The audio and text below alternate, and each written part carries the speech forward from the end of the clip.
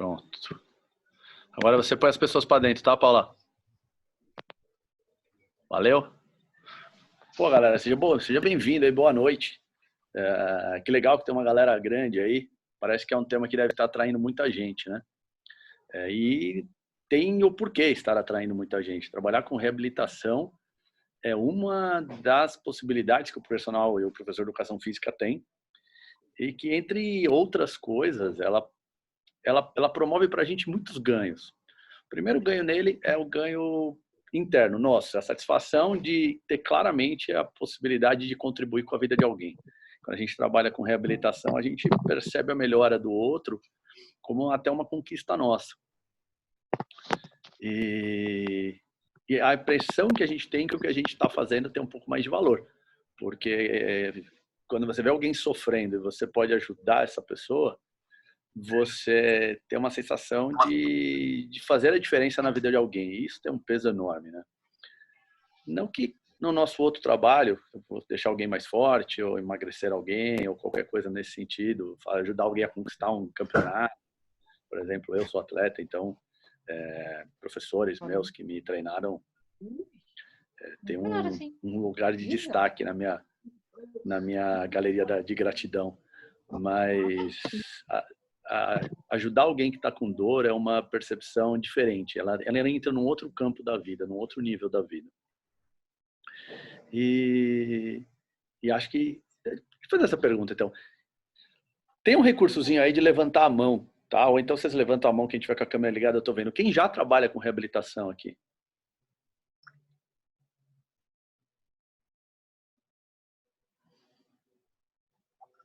Tá, nem todo mundo, algumas pessoas trabalham. Quem tem interesse em trabalhar, mas ainda não trabalha? Ah, legal. Então nós temos dois públicos diferentes aqui. Nós temos o público de quem já trabalha e tem o público de quem tem interesse e não trabalha com isso. Voltando a essa parte pessoal que eu estava falando da gratidão que as pessoas têm quando elas promovem saúde para o outro, quando ela reabilita o outro, quando ela ajuda o outro a vencer uma dor que às vezes caminha com ele há muito tempo, nós temos outros valores que trabalhar com reabilitação vai te agregar. Por exemplo, o valor financeiro. É sabido que a reabilitação paga muito mais caro. Por quê? Porque essa percepção que você tem de valor do seu trabalho, ela também é vista pela sociedade. A sociedade também percebe o seu trabalho com mais valor. E tudo que tem mais valor, paga-se melhor. E para melhorar ainda, não tem muita gente que faz. Então ainda é um mercado mais escasso. Então quando tem poucos profissionais numa área, mais valor ainda. Tudo que é escasso tem mais valor. O ouro tem valor porque ele é escasso. O alumínio já foi muito caro, porque alumínio era uma coisa muito rara, ele é uma liga, né? E era muito difícil de fazer. Hoje se faz muito fácil, o alumínio perdeu completamente o valor. O que mudou do alumínio que tinha valor? Porque não tinha escassez. Quando o alumínio era mais difícil de se conseguir, era mais caro. Hoje que ele virou abundante, ele quase não tem valor. Então esse é um mercado na nossa área ainda que é muito pouco explorado. Embora ele seja muito explorado na fisioterapia, nós vamos abordar um pouquinho isso hoje, a forma da educação física de trabalhar com a reabilitação, ela ou deveria ser diferente. Por que eu falo deveria ser? Porque algumas pessoas que eu conheço que trabalham com reabilitação, elas trabalham quase como fisioterapeuta. Elas vão lá fazer alguns cursos muito clínicos e nesses cursos muito clínicos, elas acabam produzindo um trabalho muito parecido com o trabalho da fisioterapia. E aí já vem a resposta da primeira grande questão. Eu posso, como professor de educação física, trabalhar com reabilitação ou isso seria uma área da fisioterapia? Assim, para me ajudar aqui, quem acha que isso aqui, que o professor de educação física não poderia trabalhar com reabilitação? Alguém aqui tem esse pensamento?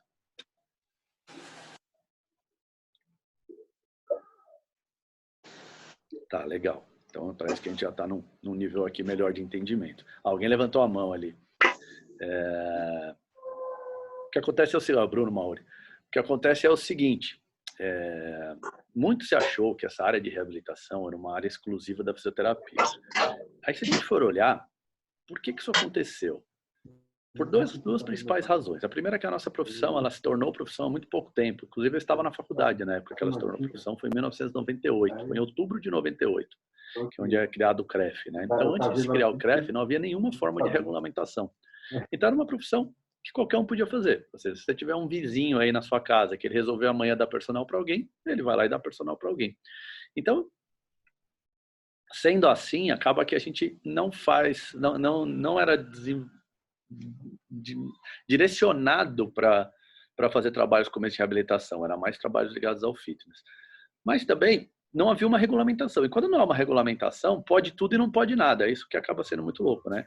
Em 98, o CREF chegou e deu as diretrizes do que o profissional de educação física pode ou não pode fazer.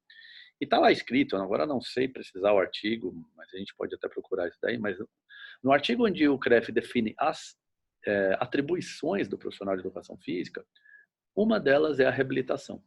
Então, desde a formação da profissão, é legalmente oferecido para a gente a condição de trabalhar com reabilitação. Agora, onde que entra a confusão com a fisioterapia? Até porque existem diversos tipos de fisioterapia. Existe microfisioterapia, existe fisioterapia de fala, existe fisioterapia sei lá, não sou preciso, mas existe pneumofisioterapia, alguma coisa assim relacionada à respiração. Então tem algumas coisas que são muito invasivas, elas são realmente da área da fisioterapia. Mas quando a gente vai tratar, por exemplo, de uma dor no joelho, o que é fisioterapia, o que é reabilitação? Se eu penso assim, basicamente, se o recurso que eu utilizar for exercícios, forem movimentos, forem recursos que estão acessíveis ao professor de educação física, não importa aonde está a lesão, não importa qual o grau da lesão, não importa qual o nível da lesão. E é aí que eu acho que a gente tem que começar a se diferenciar. Eu, quando estou trabalhando com reabilitação, eu trabalho com movimento. Qualquer coisa que eu faça numa pessoa é movimento. Eu não toco o dedo nas pessoas. É muito raro eu ter que encostar em alguém. Se eu tiver que encostar em alguém, alguma coisa muito pontual, às vezes com um apoio, ajudar algum movimento a acontecer, mas uma abordagem muito clínica, onde você precisa usar maca, onde você precisa ficar manipulando muito as pessoas, eu acho que ela já começa a fugir um pouco da nossa alçada, da nossa área. Tanto que a gente não aprende isso na faculdade, né? Agora, quando a tua ferramenta de trabalho ela é o movimento, eu acho que ela está completamente dentro da área da educação física, porque não tem nada mais educação física do que o movimento. E além do que, aqui há uma confusão, não sei se há uma confusão, mas não há uma definição muito clara do que é fisioterapia e do que é educação física, onde começa um e acaba o outro e vice-versa. Então, a grosso modo, acontece um cenário assim, ó. Aqui tem uma lesão, alguém se lesionou aqui.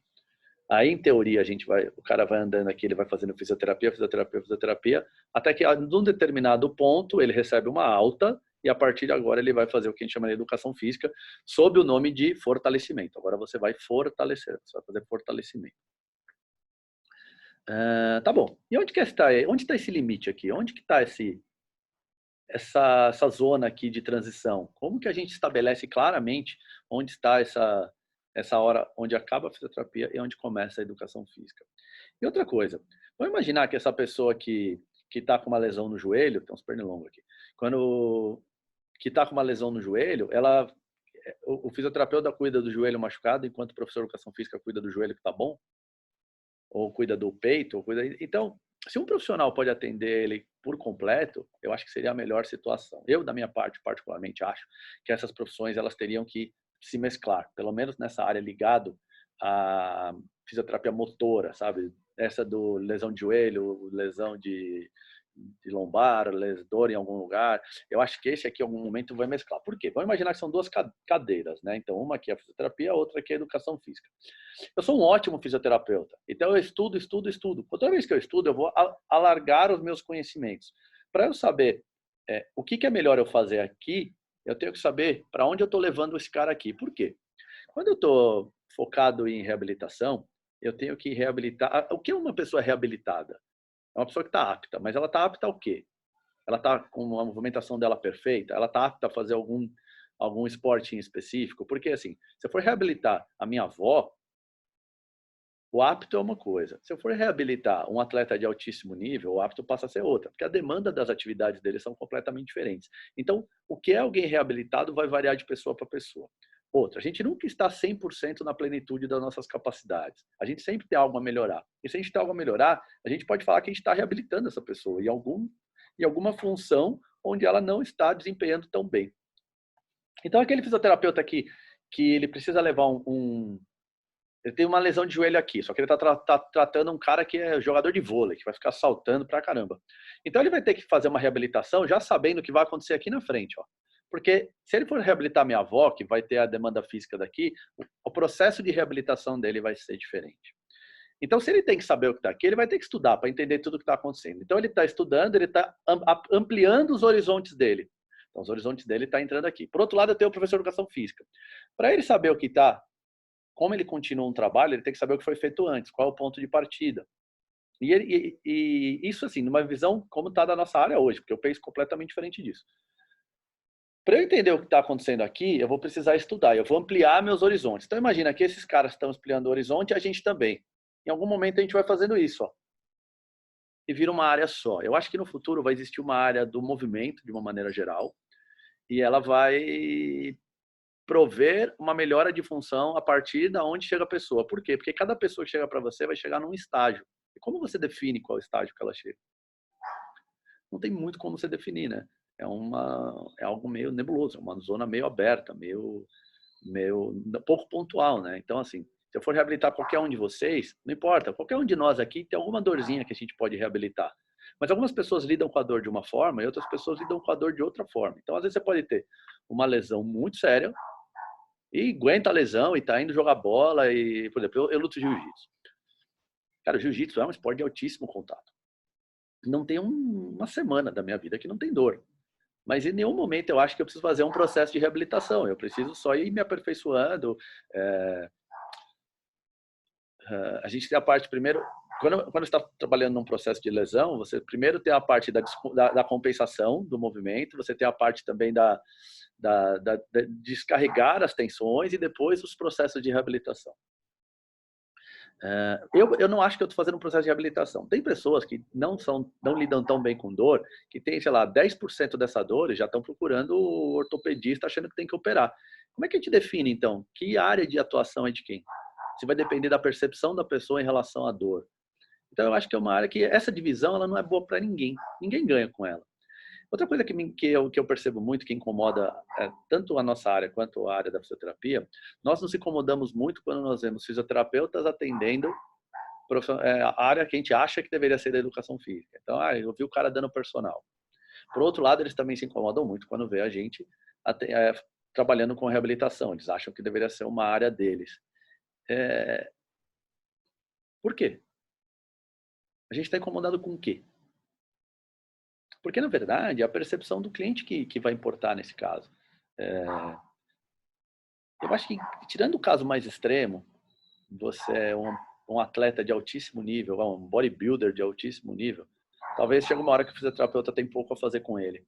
Mas mesmo assim, eu não conheço nenhum atleta de alto nível, altíssimo nível, que ele não tenha um profissional ligado à fisioterapia para ele em qualquer fase do dia dele. Ele termina um treino, ele passa no fisioterapeuta. É só entrar em qualquer clube de futebol, você vai ver que é assim que o negócio funciona. Não é não, Marcones? Você que trabalha com futebol.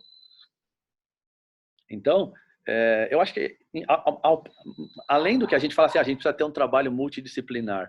Tá, só que a gente tem dois profissionais que estudam a mesma coisa. Para mim, essa é a verdade. Então, não é multidisciplinar. Cara, é criar uma área multidisciplinar. A gente veio de uma fase onde a gente foi criando as super especializações. E a gente foi separando. Imagina que no passado existia o médico.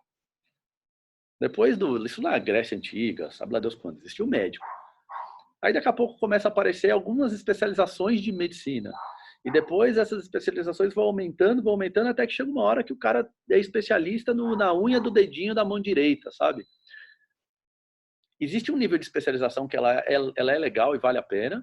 Existe um nível de especialização que ela não acrescenta mais nada. Essa separação agora faz a gente perder comunicação.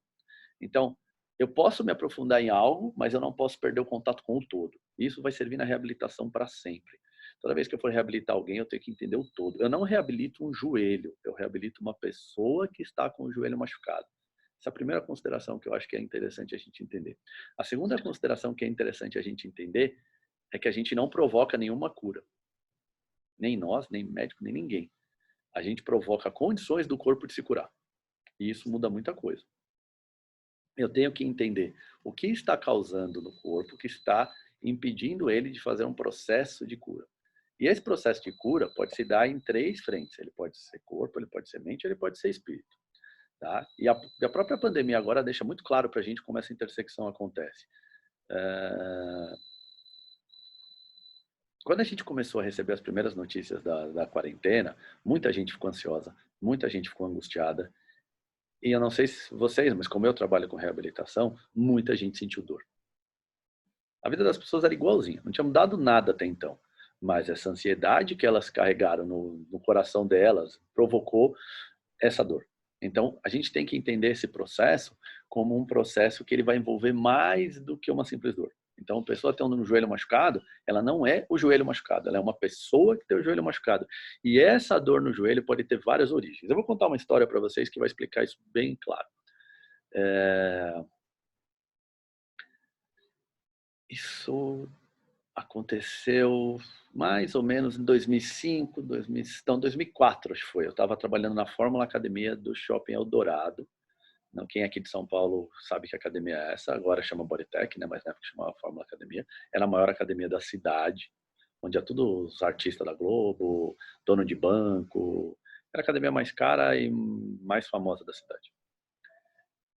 Eu dava aula para uma aluna, e ela era casada, e era uma aluna linda, linda, assim, uma das alunas mais bonitas que eu dei aula na vida, assim. E ela tinha uma dor nas costas muito grande. E não adiantava o que a gente fazia, essa dor nas costas não passava.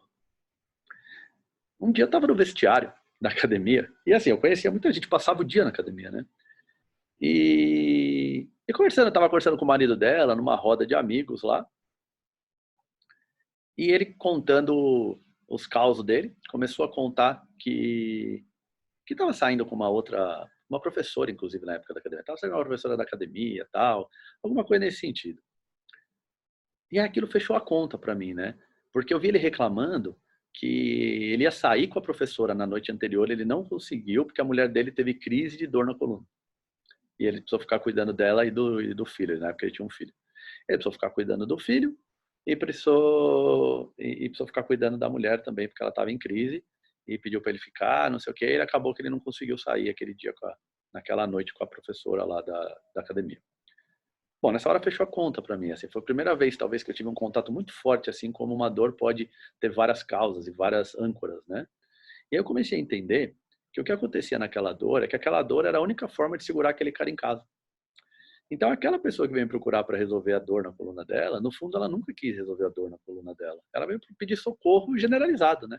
Ela está com o coração partido, ela percebe que o casamento dela tá ficando com alguns problemas, que ela não sabe como lidar, e ela transfere isso, ela somatiza isso na coluna dela. Não que a dor dela não seja real, tá? Cuidado para a gente não confundir as coisas. A dor dela é muito real, ela só não tem uma origem mecânica, ela tem uma origem emocional. E eu comecei a perceber, como a coisa começou a andar, eu comecei a perceber que ela era uma mulher que, apesar de ter um super conforto na vida, era uma profissional que também tinha um sucesso grande na profissão dela. Ela tinha muito dinheiro, ela era uma maridão, pessoas com muitas posses, mas ela era uma pessoa com autoestima muito baixa. E a autoestima muito baixa dela tinha tudo a ver com todo esse cenário que ela estava vivendo. Então, quando você entende o todo, como é que você melhora a dor nas costas dessa pessoa? Esse é um problema que você não vai entrar, você concorda? Eu não vou falar, vem cá, eu escutei teu marido falando no vestiário. Não posso falar uma história dessa. Mas eu posso começar a entender que a origem da dor dela vem de uma autoestima baixa. E ao vir de uma autoestima baixa, eu tenho que... meu trabalho agora é reforçar a autoestima dela. É mostrar como ela é valiosa, é mostrar como ela é especial, é mostrar como ela é capaz. E no final das contas, ela reforçando a autoestima dela, ela vai começar a lidar com esse problema que ela está vivendo de uma forma diferente, não às custas das dores lombares, mas às custas de uma posição concreta. Quando você tem um problema nessa natureza, você tem que resolver esse tipo de problema e não jogar esse problema para suas costas, para ser somatizado em algum outro lugar.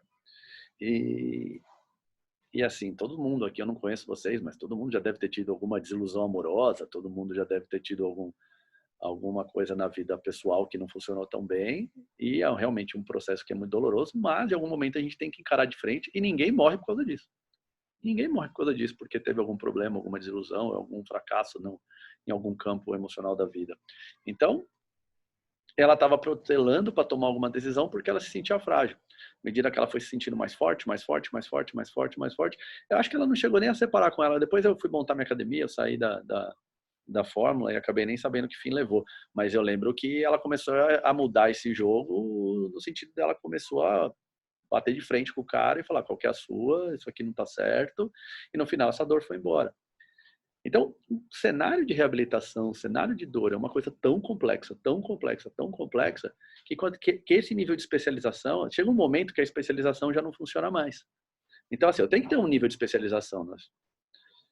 Eu preciso saber de nutrição? Eu posso ter ideia de nutrição, mas não vai fazer muita diferença nesse processo de reabilitação que eu estou falando. É claro que faz uma diferença. Se eu puder ter algum profissional que me ajude nisso, muito bom. Eu preciso saber sobre câncer, alguma coisa assim? Acho que não. Outra coisa, falando nisso, me tocou num assunto que é bem interessante. É muito comum as pessoas chegarem para mim com algum nome mirabolante, de alguma dor muito mirabolante. Olha, essa pessoa tem... E aí tem um nome esquisito, que você nunca ouviu falar, e ela tem isso aqui. E o que eu faço? Os professores vêm me perguntar, o que eu faço? Nossa, cara, não é nossa função saber sobre doença. Não é nossa função saber como o mecanismo dessa doença se manifesta ou coisas nesse sentido. Ainda mais se for uma doença muito rara. Essa é a função do médico dessa pessoa. A nossa função é entender qual é o ponto que essa pessoa chegou para a gente, qual o ponto de partida que essa pessoa está, assim, quem é ela neste momento. O que eu posso trabalhar com ela que vai melhorar esse cenário que a gente tem hoje. Não importa o que vai melhorar. Ela precisa ganhar força? Vamos ganhar força. Ela precisa melhorar uma mobilidade em algum lugar que está restrita? Vamos trabalhar com isso. Ou seja, que ela saia, que ela seja um pouquinho melhor cada dia. Esse é o nosso processo. Não entender como funciona uma lesão, uma dor. Até porque, quando a gente entender o corpo de uma forma tridimensional, nós vamos começar a entender que esses mecanismos de dor que foram mostrados e que estão nas literaturas, não foram pensados tridimensionalmente falando. Então, às vezes, falta informação para a gente. Por exemplo, é muito difícil você encontrar na literatura causas emocionais como causa de uma dor real, de uma dor física, mesmo que ela apareça na ressonância magnética. Não, tá aqui, a causa é essa. Quando, às vezes aquela não é a causa, aquilo é apenas o sintoma. Um exemplo, por exemplo, hérnia de disco. Hérnia de disco é uma das coisas que eu mais gosto de trabalhar. Uma das grandes causas da hérnia de disco é a forma como a gente pisa. Dependendo de como você pisa, você vai gerar uma pobreza mecânica na cadeia de reação do seu corpo e isso vai fazer com que a sua lombar tenha que trabalhar mais.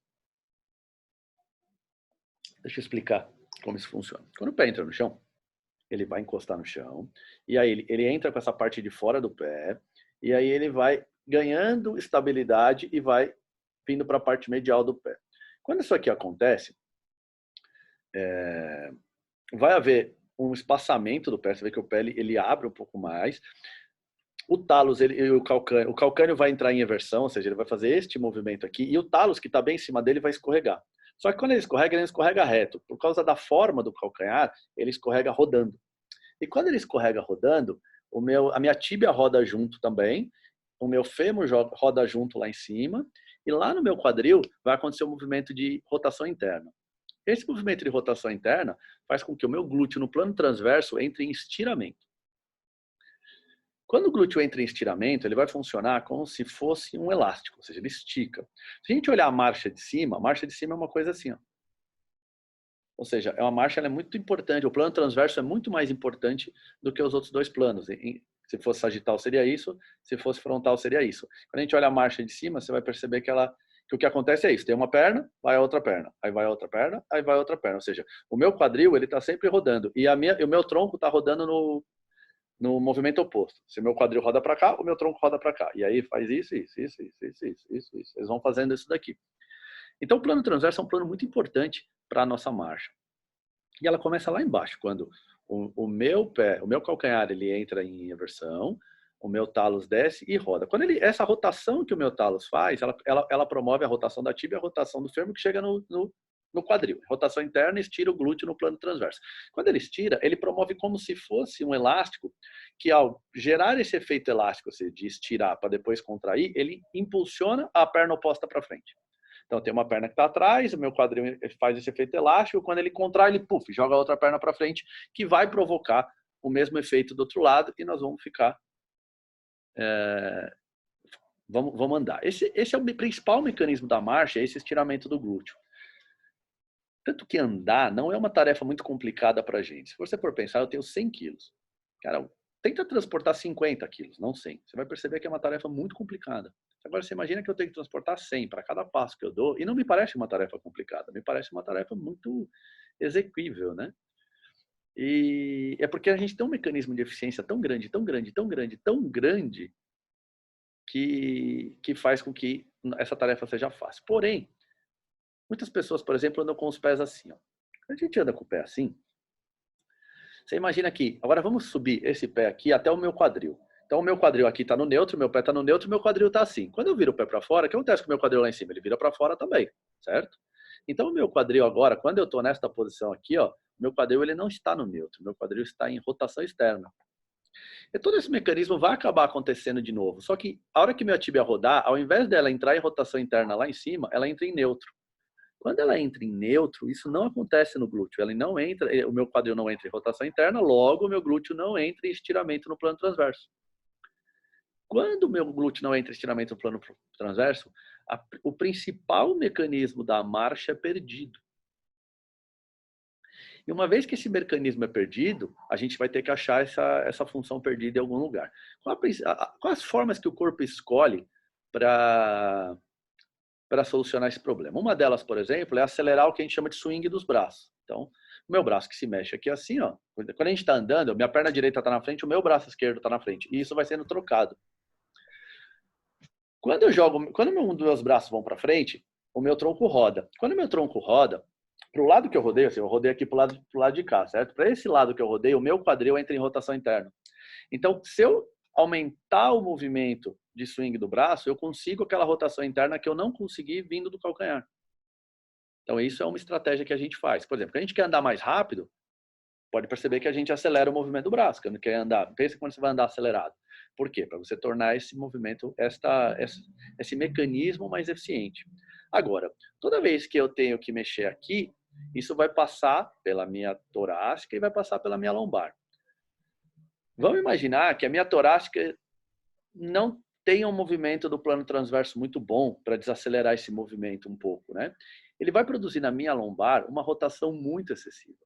Essa rotação muito excessiva, mais do que talvez fosse o normal para a marcha, e a marcha é normalmente uma atividade que a gente faz por muito tempo, só pegar o telefone de vocês aí, vocês vão ver quantos passos já deram no dia de hoje, normalmente é muito, mesmo estando em casa. Então, se a gente for fazer essa compensação na lombar o tempo inteiro por causa de uma pisada torta, ao longo de 10 anos fazendo isso, 15 anos fazendo 20 anos, a gente começa a produzir uma sobrecarga muito grande nessa lombar. Se a gente fizesse isso uma vez só, a lombar não estava nem aí, ela nem ia ligar, pode fazer que está tudo certo. O problema é a frequência com que a gente anda.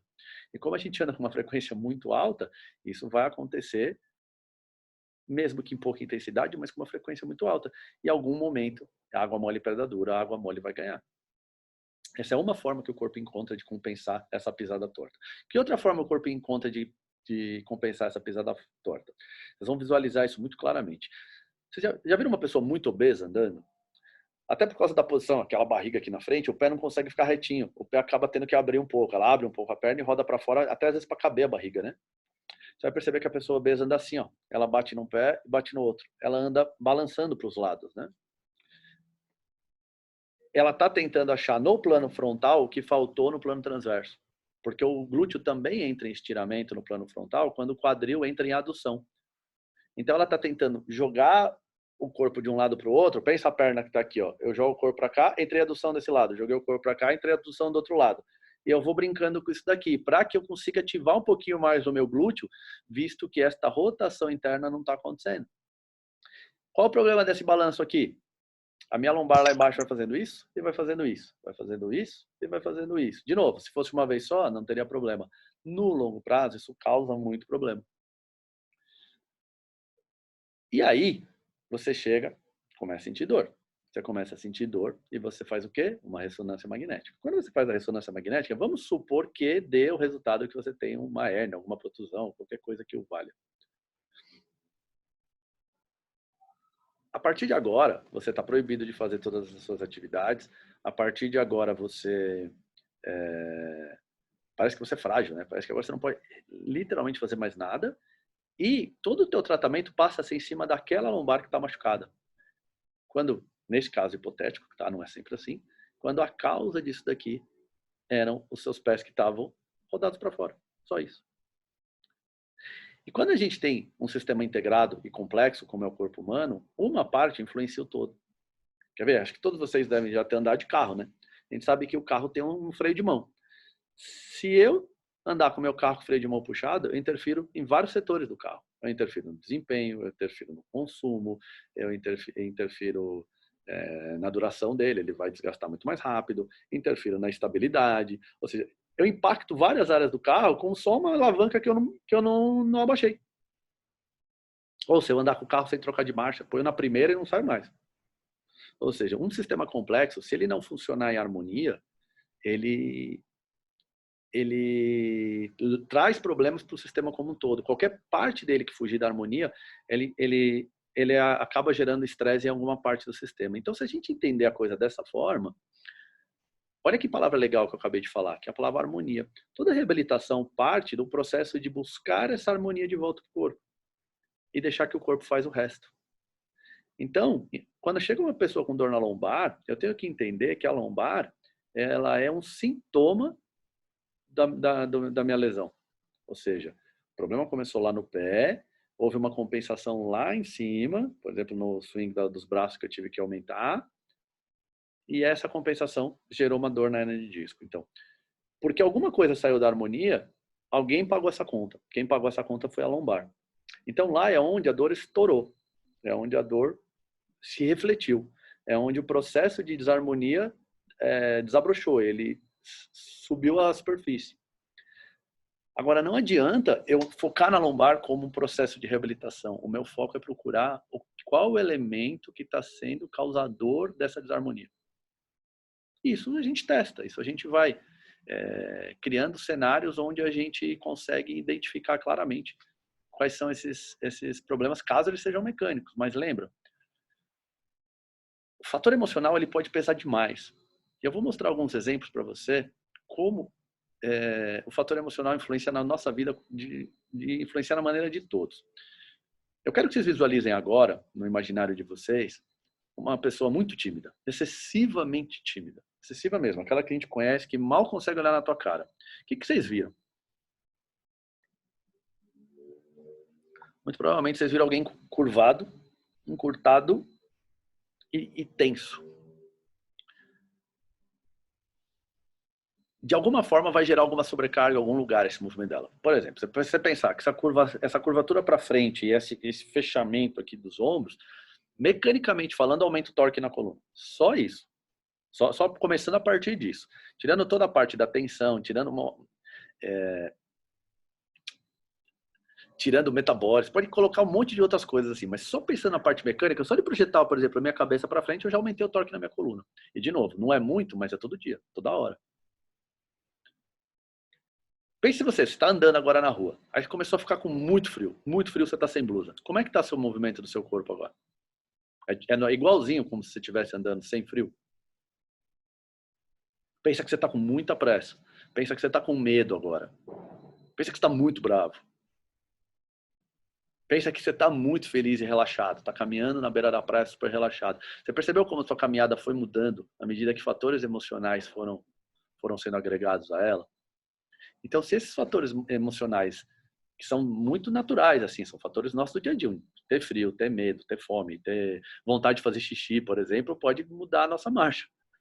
Então, se esses fatores que são corriqueiros, cotidianos, mexem, imagina alguém que está vivendo algum problema de estresse emocional muito grande, e a pandemia mostrou isso pra gente.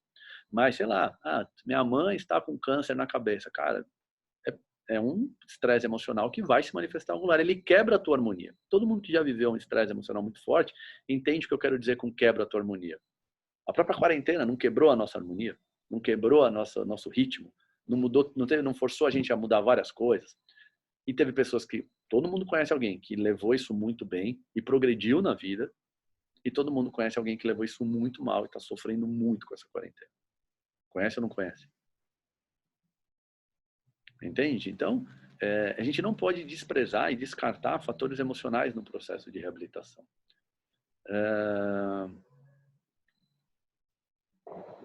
Fatores mentais, fatores racionais, fatores ligados à nossa mente, ao nosso cérebro, eles também impactam muito a gente. O nosso corpo ele é feito para crescer e para produzir. Então, você pega alguém que às vezes faz um trabalho muito maçante, você vê que a pessoa vai estagnando. E se a gente é composto por 3 grandes cadeias, corpo, mente e espírito, se uma delas ficar para trás, provoca essa desarmonia de novo. Então, até se colocando no lugar nosso como professor, toda vez que você ensinar alguma coisa para alguém, você tem que ensinar para alguém aprender. Então, você não passa exercício para o cara copiar e repetir. Ele tem que entender o que ele está fazendo. Ele tem que entender por que ele está fazendo. E ele tem que gerar conhecimento com isso, que vai gerar para a vida dele mais conhecimento sobre a máquina que ele vai dirigir até o último dia da vida dele. Até o último suspiro, nós vamos estar com esse corpo aqui. Talvez não na mesma condição, mas que vai estar com ele, vai estar. Não tem como você estar vivo na Terra hoje sem estar com o seu corpo que você está agora. Então, a gente precisa que essa pessoa entenda isso como algo de construção também dela, do processo de evolução que ela tem. Para ela poder integrar todo esse sistema. Porque isso também, em algum lugar, pode ser causa de desarmonia. Tá? E aí, quando a gente parte por tudo isso daí, como é que eu faço a minha avaliação? Porque é muito legal a gente fazer uma avaliação e olhar só como a pessoa se mexe. Quando a gente olha só como a pessoa se mexe, a gente vai ter muita perda. Porque quando a pessoa se mexe, ela pode até dar alguma dica ligada a esses outros fatores com a gente, mas não entrega tudo. Então, o nosso processo de avaliação, ele tem que passar por um processo que traz para a gente informação sobre essas 3 grandes áreas. Quando eu faço avaliação na minha academia, a avaliação começa por uma super anamnese. Eu quero conhecer a história dessa pessoa inteira. Por que eu quero conhecer a história dessa pessoa inteira? Porque essa história vai me dar muito requisito para entender como ela chegou até aqui. Então você conhece, você descobre sobre a pessoa, muito sobre ela, sobre a dor dela, quando você conhece a vida dela. Sei lá, fui mãe solteira aos 16 anos de idade, e aí com 22 fui despejada da casa que eu morava, tive que morar 3 meses na rua. Cara, você já começa a criar uma história dessa mulher, e se ela chegou aqui viva, não sei o que, fala, bom, isso aqui é casca grossa, é batalhadora. Então você vai entendendo como essa pessoa funciona, porque você no dia a dia vai trabalhar com essa pessoa que você conheceu. E aí você vai ter que se conectar com ela. De alguma forma você vai ter que se conectar com ela. Você vai ter que ajudar ela a caminhar pelo menos esse trecho da vida dela junto. Porque a gente tem um privilégio que poucas áreas de trabalho têm. A área de poder encontrar com o nosso cliente muitas vezes durante uma semana. Eu tenho alunos que eu encontro com eles 6 vezes na semana. Tirando a minha mulher e a minha filha, eu não encontro com ninguém 6 vezes na semana. Nem minha mãe, nem ninguém. Mas essa pessoa eu encontro. E essa pessoa eu encontro não é fortuitamente. Essa pessoa cruzou o meu caminho para eu ajudar ela em alguma coisa. E ela me ajudar em alguma coisa, só pode ser. Mas a gente tem uma condição de interferir na vida dessa pessoa que só uma professora de criança tem. Que ela encontra, a minha filha encontra a professora dela 5 vezes na semana. E olha o impacto, que eu percebo o impacto que a professora tem na vida da minha filha. Então a gente é capaz de produzir o mesmo impacto na vida do nosso cliente. E criar com ele pequenos pactos para ajudar ele a dar passos na vida dele em outro lugar. Então, voltando àquela história lá da minha cliente lá atrás, quando eu descubro para ela que o problema da dor dela tem a ver com a autoestima baixa, eu não posso desprezar essa informação e não trabalhar com ela. Porque eu não posso falar assim, eu não tenho nada a ver com isso. Na verdade, você tem sim. Se você entender que a sua reabilitação é de corpo, mente e espírito, faz parte do teu trabalho. Tá ali. Agora, você não é um psicólogo, você não vai lidar com os problemas da área dela. Você vai ajudar ela a vencer isso aí, baseado em quem ela é. Então, por exemplo, quando eu sei que ela tem uma autoestima baixa, eu não preciso fazer com que ela entenda esses processos de autoestima na vida dela. Mas eu vou ter que diminuir meu senso de crítica com ela. Certo? Eu vou ter que elogiar mais ela. Eu vou ter que mostrar para ela como ela é singular. Eu vou ter que mostrar para ela como ela é exclusiva. Eu vou ter que mostrar para ela como ela é capaz. Mais do que eu tenho que fazer com uma pessoa que não tem um problema de autoestima. Porque faz parte do meu trabalho de reabilitação entregar isso para ela. E aí, quando a gente entende isso, a gente vai entender uma outra coisa que eu falo muito lá no curso, como a nossa função começa a mudar. E a partir de agora, o exercício passa a ser um meio e não um fim. Mas eu não tenho que ficar entregando exercício para o aluno, eu tenho que reabilitar o aluno. É completamente diferente quando eu penso assim. Se eu pensar que eu tenho que passar exercício para um aluno, toda sessão que eu encontrar com ele tem que acontecer exercício. E eu já mostrei lá no curso, lá, por exemplo, um dia que eu coloquei a aluna para dormir na minha academia, que era o que ela precisava. Então, entender esse processo. E aí depois eu entrevistei ela, até para colocar, usar de exemplo na aula, perguntei para ela se ela teve a sensação de que ela perdeu aquela sessão, que ela precisava repor. Ela acha que não, para ela foi uma das melhores sessões que ela já teve. Então a entrega foi feita. Porque no fundo o que a gente está lá é para reabilitar pessoas, não joelhos, não colunas, e não para passar supino, não para passar agachamento. O supino, o agachamento pode ser ótimos recursos, mas ele não é o fim da minha atividade. Qualquer outra atividade você vai ver que ela vai desenrolar dessa forma. Se você procura, vamos imaginar que você quer pintar a sua casa e você sabe como você quer ela como resultado final. Para você vai fazer diferença se o pintor é canhoto ou destro, se ele usa o pincel assim ou assado, se ele nem usa pincel, se ele usa uma outra técnica, desde que no resultado final esteja igual ou melhor do que o que você queria. Não faz sentido você ficar, não, eu contratei você pintor, eu vi um cara pintando com a mão esquerda, você vai ter que pintar com a mão esquerda. Mas eu não sou canhoto, dona. Não, mas vai pintar, porque eu ouvi falar que pintor é assim. Pintor bom é tudo canhoto. Não faz sentido. Então a gente não tem que entregar exercício, a gente tem que reabilitar as pessoas. E como que a gente vai saber o que a gente tem que fazer? Vinhozinho? A gente vai, se alguém quiser, pausa pro vinho, vai lá, abre um vinhozinho e vem brindar comigo. É muito bom, muito bom, Vitão. Uma das coisas que você vai precisar saber quando a pessoa for te procurar é qual é o objetivo dela. Mas o objetivo dela tem que ir um pouquinho além do que você está pensando que é o objetivo dela. Quer ver um exemplo? A pessoa pode falar assim para você: eu quero condicionamento. Quem é que está com vinho? Elisa, é isso? Muito bem. Cheers. A Maria Laura está de mate, né? Condicionamento. Condicionamento é uma coisa que normalmente quando alguém fala pra gente como objetivo, qual é o seu objetivo? Eu vim buscar condicionamento. A gente parece que entendeu o que ele falou. Nós estamos em quantos aqui? Sei lá. 1, 2, 3, 4, 5, 1, 2, 3, 25 pessoas aqui. Se cada um de nós quiser buscar condicionamento, eu tenho certeza que cada um de nós quer uma coisa diferente. Quer ver? Por exemplo, eu sou lutador de jiu-jitsu. Quando eu falar que eu quero condicionamento, eu quero levar o meu corpo num nível de capacidade que a maioria das pessoas não precisa. Não vão chegar e nem tem por objetivo chegar. Se a minha avó responder que ela quer condicionamento, ela quer outra coisa completamente diferente. Se você me perguntar se eu estou condicionado, eu vou falar que eu não estou condicionado nesse momento. A quarentena para mim é quase impossível. E se perguntar para minha avó a mesma coisa, ela também vai falar que não está condicionada. Mas se a minha avó tivesse o meu condicionamento, ela falaria que ela tem um condicionamento que ela nunca teve na vida dela. Esse mesmo condicionamento que eu julgo estar descondicionado. Perceberam agora como isso é uma coisa relativa? Então a gente tem que ser claro com o nosso cliente para poder entender o que ele quer de verdade. E aí a gente vai ter que cavocar.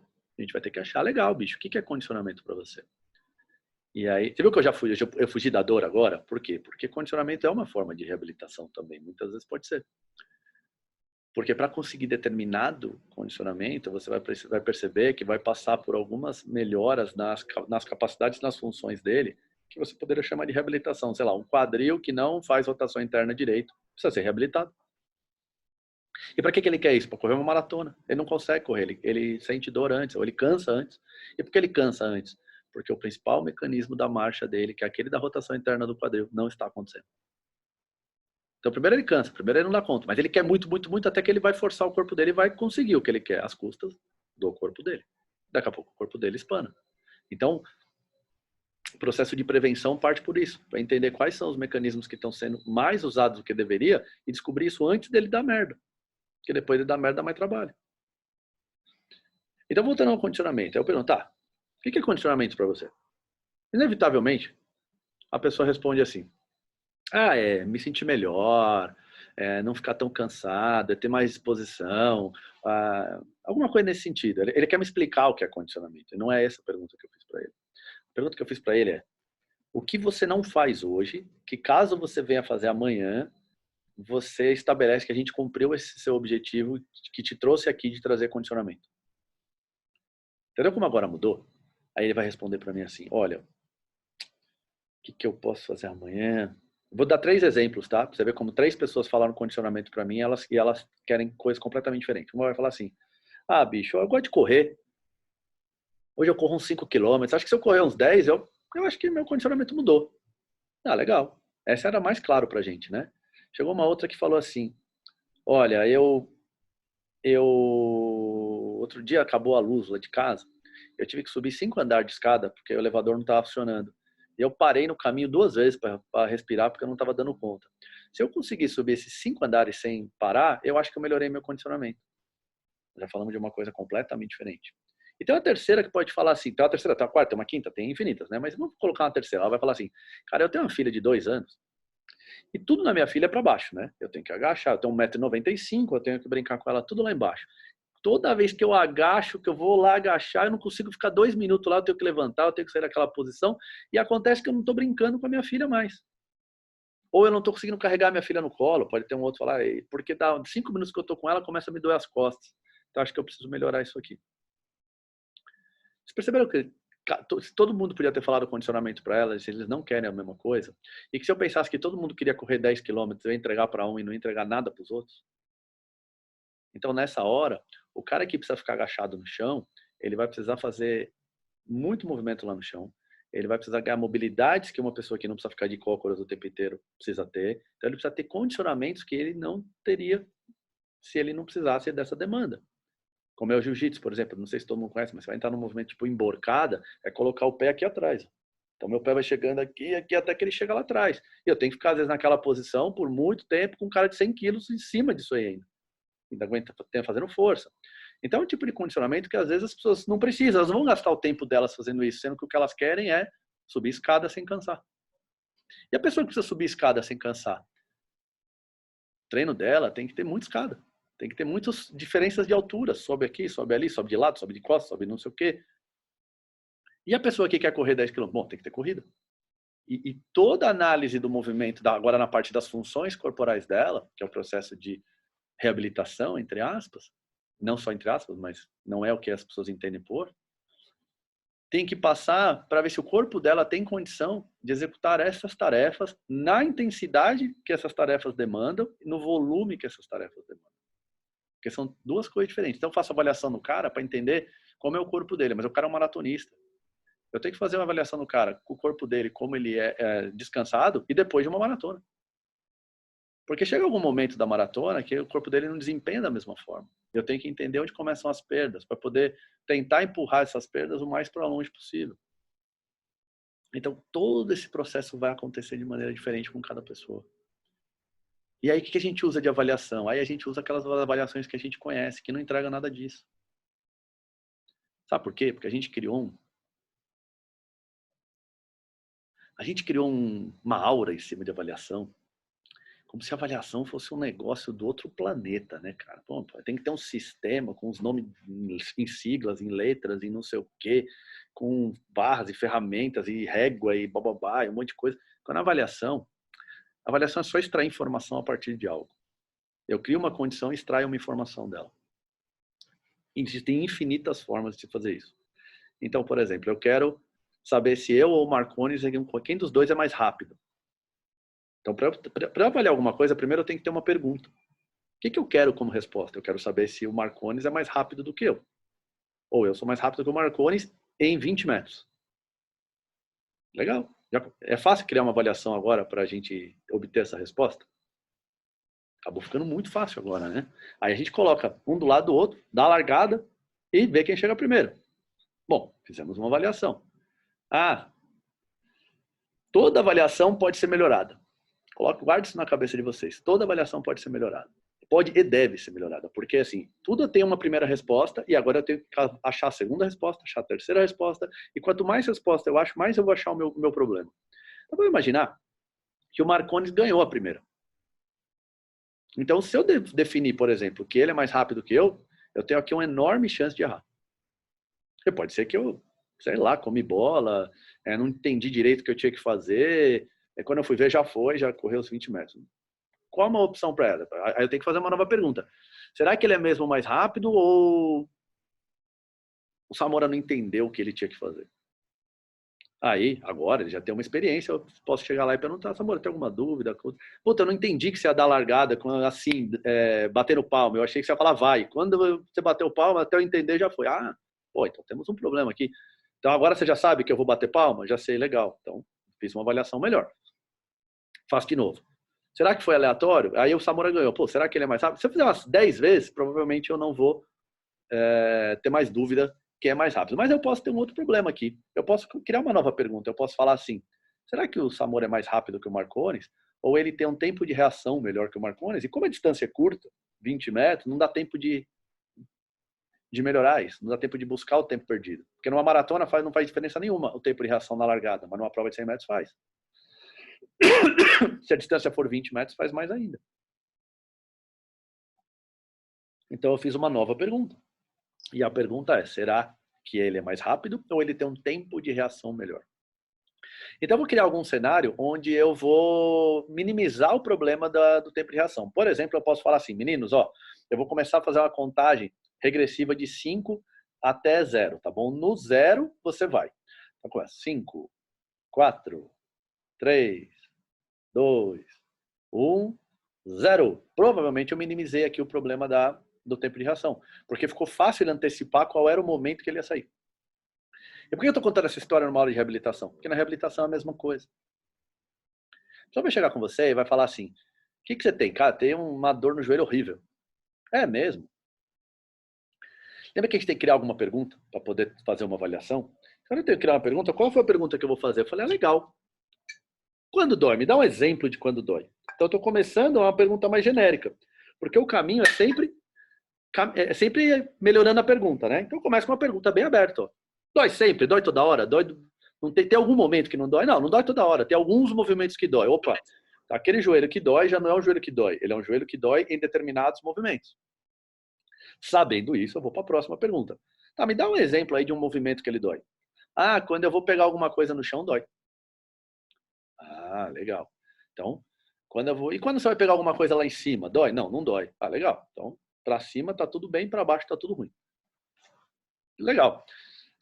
Então, agora a gente pode assumir que toda vez que eu pegar alguma coisa no chão, meu joelho dói. Mas será que se eu pegar alguma coisa no chão um pouco mais na minha frente, se eu pegar uma coisa no chão aqui do meu lado, se eu pegar uma coisa no chão aqui atrás, em todas elas vai doer?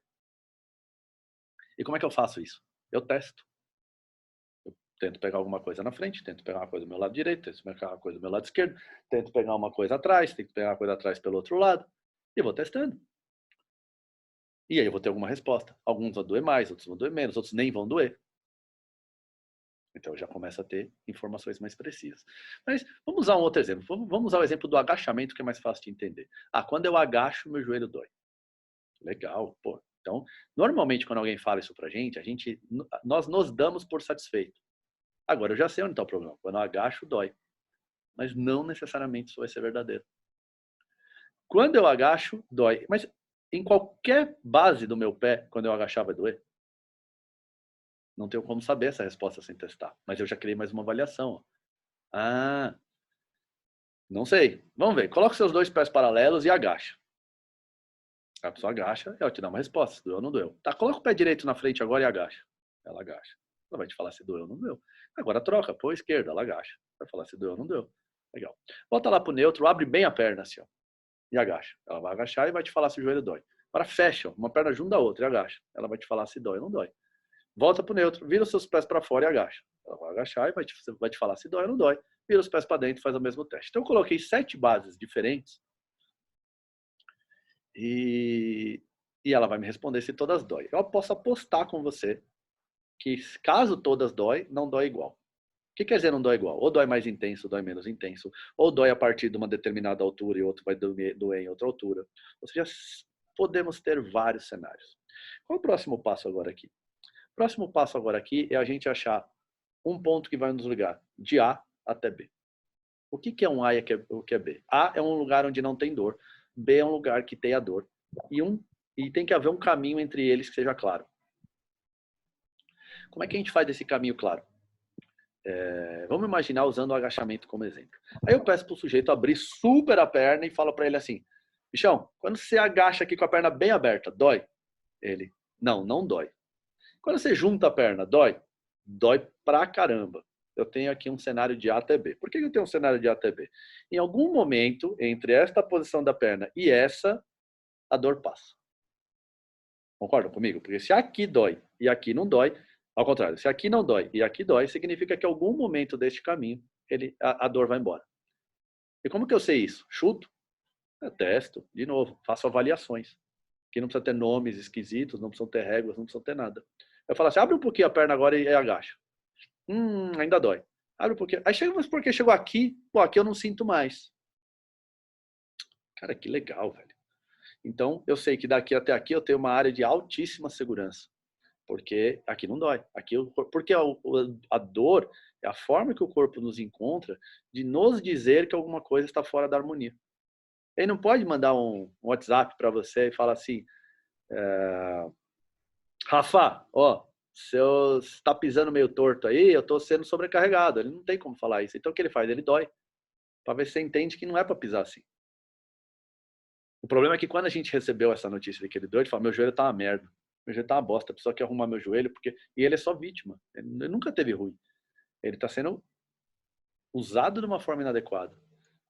É como se eu der um soco no seu nariz e você falar que seu nariz é ruim. É isso que a gente está fazendo em reabilitação. Então, voltando para aquele exemplo. Aí eu vou achar aquele ponto lá onde não dói. E vou trabalhar com ele. Posso trabalhar qualquer coisa. Como que eu posso trabalhar? Vamos tentar. E eu tenho um lema comigo, eu falo, simples é melhor. Por alguma razão a gente começou a complicar as coisas. E por que a gente complicou as coisas? Eu acho que por dois motivos. Um, porque a gente não entendia muito bem como faz. E quando a gente complica, a gente não deixa muito claro que a gente não entende, né? Porque complicado é complicado para todo mundo. Então todo mundo começa a dar nó no cérebro. Então eu acho que o burro sou eu, o cara tá falando um negócio que eu não tô entendendo, o burro sou eu, mas ele também não tá entendendo. Então eu acho que a gente tem que sempre buscar o simples. O Einstein falava que se você não conseguir explicar o que você sabe para uma criança, você não entendeu. Se você não resumiu o que você sabe numa frase, é porque você não entendeu ainda. Então vá buscar o simples. Então nesse cenário, o que seria a coisa mais simples a fazer? Eu ia colocar o cara nesse lugar onde é o limite de que ele não dói, se eu fechar um pouquinho já volta a doer, coloco ele aqui onde ele diz para mim que não dói, e faria uma coisa bem simples, bem idiota. Fala assim, cara, agacha 10 vezes para mim nessa posição. Aí o cara agacha 10 vezes. Todo movimento que a gente provocar numa pessoa vai ter alguma consequência. Vai gerar algo. Ou nada. E nada é algo também. Porque nada é uma resposta em ciência. Tá? Então vamos imaginar o cenário de que gera nada. Ah, agachou aqui. Cara, gerou nada. Eu mando ele fechar o joelho, dói de novo. Bom, esta não é uma hipótese válida. Eu posso falar assim, tá bom. Você vai manter a perna no mesmo lugar e você vai agachar assim. Cada vez que você agachar, você agacha e roda para um lado enquanto agacha, depois agacha e roda para o outro enquanto agacha. Faço isso, vejo se dói, fala, não dói. Legal. Então, eu usei a mesma estratégia, ou seja, agachar naquela base que ele não sente dor, mas acrescentei algum elemento para ver se acontece algo. Aí ele agachou, rodou o braço 10 vezes. E aí, aconteceu alguma coisa? Não sei, vamos testar. Fecha um pouco a perna. Vamos imaginar que agora não foi nada, aconteceu alguma coisa. Ele começou a sentir um pouco melhor. Pô, cara, olha, a dor diminuiu. Ela não está igual e eu consigo agachar um pouquinho mais antes de sentir a dor. Então eu tenho aqui uma estratégia que ela é vencedora. Quando que eu vou trocar de estratégia? Quando ela parar de funcionar. E quando que ela para de funcionar? Quando a resposta é nada. Quando eu pergunto, melhorou alguma coisa? Não. Aí eu tenho que tentar outra estratégia. Então eu não preciso de 500 mil exercícios para reabilitar alguém. Manda ele fazer mais 10 repetições daquilo que ele fez e testa se melhora. Porque se melhorar na mesma proporção que melhorou a primeira vez, eu faço isso 3, 4 vezes, acabou a dor. Entenderam como a gente complica uma coisa que é simples? E aí, aqui tem bastante aluno meu aqui que me conhece bem, que já viu os cases que eu faço. É 1, 2 dias você reabilita alguém. Cara, todo mundo você vai reabilitar em 1, 2 dias? Não. Principalmente quando o fator emocional pesa demais. Aí você não reabilita em 2 dias quando é mecânico. Por quê? Porque a gente é muito mais apegado aos nossos valores emocionais do que à dor mecânica do nosso joelho. Se a dor tem origem emocional, você vai ter que criar todo um environment que possibilita a pessoa entrar em harmonia dentro desse contexto emocional. E como você faz isso? Como tudo, tentativa e erro até o que você acha. As pessoas não vêm com livro de receita. As pessoas não vêm com manual de instruções. As pessoas não têm regras. As pessoas vão tentando. Nós vamos tentando e vamos conseguindo. E aí quando você está trabalhando com alguém, quando você está fazendo uma mentoria com alguém, quando você está treinando alguém, eu imagino que a gente tem que começar a enxergar nossos alunos como se fosse uma mentoria sem prazo para acabar. Então você percebe que ele começa a patinar na vida dele, vai dar a mão para ele, tira ele da areia movediça. E aí você vai começar a se conectar com ele. Quando você começa a se conectar com ele, você começa a possibilitar ele, dar a chance dele de sair dessa lama. Mas, lembra que você não cura ninguém? Ele vai ter que se curar. Você só vai estar sempre do lado dele, o que precisar. Nesse caso emocional, claro. A tua avaliação, ela tem que contemplar mais do que físico, ela tem que contemplar também extrair informações emocionais. Por isso que eu falo, eu começo pela anamnese, para saber a vida da pessoa. Depois eu passo um questionário sobre os hábitos dela. Eu quero conhecer essa pessoa. O que é valor para ela? Em corpo, mente e espírito. E pergunta de toda forma de natureza que vocês puderem imaginar. Cara, você recicla lixo? Sei lá por que ela precisa falar sim ou não. Mas quando ela fala para mim que ela recicla lixo, ela me mostra uma preocupação maior com o todo. Você concorda? Com o lugar que ela mora. Tem outras preocupações que vão fazer sentido para quem se preocupa em reciclar lixo. Porque se o cara responder para mim, eu reciclar lixo para quê, velho? Bobagem, só perde tempo. Depois o cara joga tudo em qualquer lugar. Ele vai me mostrando quem ele é. Então eu vou ter que lidar com uma pessoa que pensa assim, enquanto no outro caso eu vou ter que lidar com outra pessoa que tem outro tipo de pensamento. E eu vou fazendo várias perguntas para ela, por várias razões. Uma delas para eu conhecer melhor ela. Uma segunda coisa que me faz eu passar esse questionário para os alunos é que eles façam uma avaliação, uma autoavaliação deles mesmos. Por quê? Porque às vezes ele não percebe que ele faz uma coisa que ele adoraria fazer, mas ele não faz. E não faz porque ele não quer, porque simplesmente porque ele está procrastinando, ou simplesmente porque ele nem parou para pensar sobre isso. E isso pode estar impactando ele muito negativamente, ele simplesmente não parou para isso. Logo que entrou a quarentena, a gente não se perdeu um pouco, porque como quebrou nossa rotina, a gente saiu da rotina e muitas vezes a gente não treinava mais, a gente não tinha as horas que a gente estava acostumado a fazer as coisas. E muita gente falou, cara, a primeira coisa que tem que fazer é organiza os seus horários. Não dorme até meio-dia, faz a vida como se a vida estivesse normal. Ou cria uma nova rotina dentro, mas assim, saiba a hora de comer, a hora de não sei o que, a hora de não sei o que, porque ela vai te ajudar a organizar essa rotina.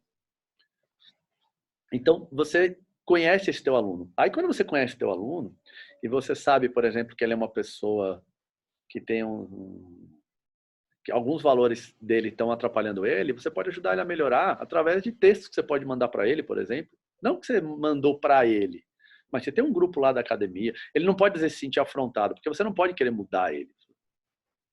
Cada um vai escolher o seu caminho de viver. E outra, quem falou que a gente tem a fórmula do que é certo também? Então, cabe a gente, como mentor dessas pessoas, tentar nos desenvolver da melhor forma possível e ser exemplo. Se você não é exemplo, você não transforma ninguém. Se você não faz por você, você não transforma ninguém. Eu estou montando uma empresa agora e a gente estabeleceu nosso primeiro valor dentro da empresa. A gente está definindo ainda quais serão nossos valores. Mas o primeiro dele chama Walk the Talk. É faça o que você fala. Caminhe na sua fala. Então, a primeira coisa que você vai fazer é ser o que você gostaria que o mundo quisesse de você. Como você gostaria que as pessoas fossem? Seja. Essa é a primeira coisa que você vai fazer. E essa é uma briga constante. Quem assistiu às lives das 8 habilidades, você vê que eu falo que é o desenvolvimento intrapessoal. Como é que eu posso desenvolver alguém se eu não consigo nem me desenvolver? Ah, isso leva tempo? Leva a vida inteira? Leva. Vão ter pessoas que vão ser mais evoluídas que você e talvez você não consiga interferir nesse momento dela. Usa para aprender. Porque uma aula, a gente não é uma coisa de cima para baixo. Uma aula é horizontal. Eu ensino e eu aprendo o tempo inteiro. Então, a mesma relação que você tem com as pessoas, buscando desenvolvê-las para elas aprender, você busca nelas. Você busca que elas te ensinem de volta, para que você também seja melhor. E aí, quando você for atender uma outra pessoa, você já atendeu 1000 pessoas, você aprendeu com 1000 pessoas, se você se permitiu. Senão você só perdeu tempo. Então, essa aqui é uma live que eu estou fazendo com vocês, mas a interação que eu tenho com vocês me ensina também. E, aliás, falando nessa, eu já falei demais, estou até com a garganta seca. Agora estamos abertos às perguntas. Quem é o primeiro? Que a live no Zoom serve para isso. Liga o microfone e faça a pergunta. Pode fazer, Mariela. Ah, tá batendo palma? Quanto tempo temos de live já? Alguém tem horas? Não consigo ver aqui. Deixa eu ver no meu celular. Nossa senhora, já são 8, quase 8h40. Alguma pergunta, gente? Não se intimida, não. Pergunta o que quiserem.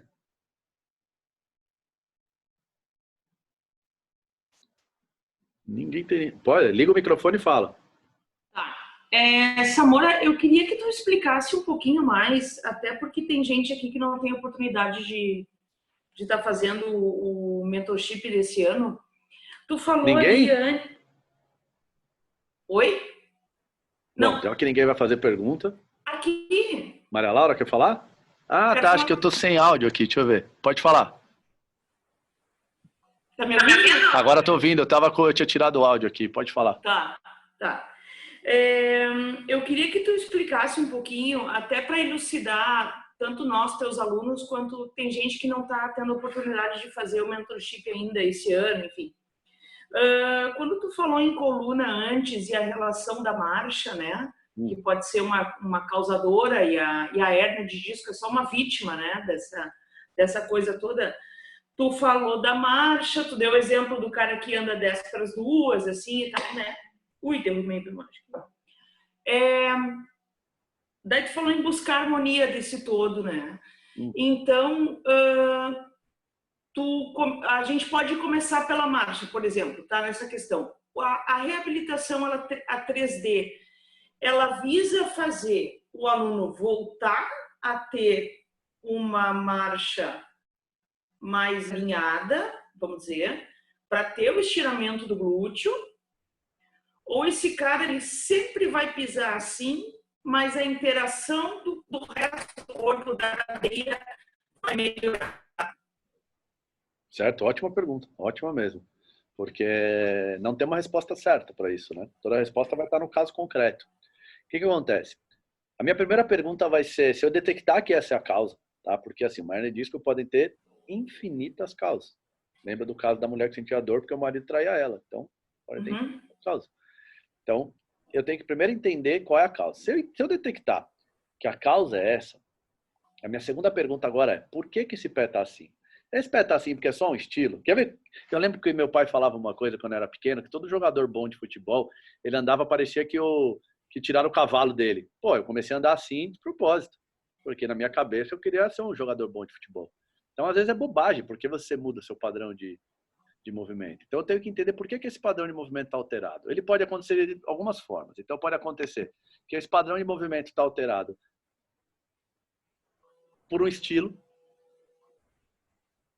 Pode ser que esse padrão de movimento está alterado por alguma modalidade em específico, porque isso pode acontecer. Eu lembro que eu tinha uma pessoa que jogava esgrima, e esgrima ela tem um movimento muito específico que causa muita deformação no corpo. Então, é um padrão que exige dela uma outra tipo de performance, ou por alguma situação que ela é imutável. Por exemplo, uma situação ou imutável, pelo menos nesse momento. Lembra que eu usei o exemplo de alguém muito obeso. Então, a pessoa, às vezes, ela abre a perna para caber a barriga no meio. Então, não vai ter condição de eu fazer esse pé voltar. Se não vai ter condição desse pé voltar, quais são as compensações que o corpo está fazendo? Porque o meu próximo passo agora é dar condições que meu corpo consiga fazer essas compensações. Porque lembra, a próxima compensação talvez fosse acelerar a marcha. Se eu tenho que acelerar a marcha, o swing do braço, se eu tenho que acelerar o swing do braço, não pode ter limitação da minha coluna no plano transverso.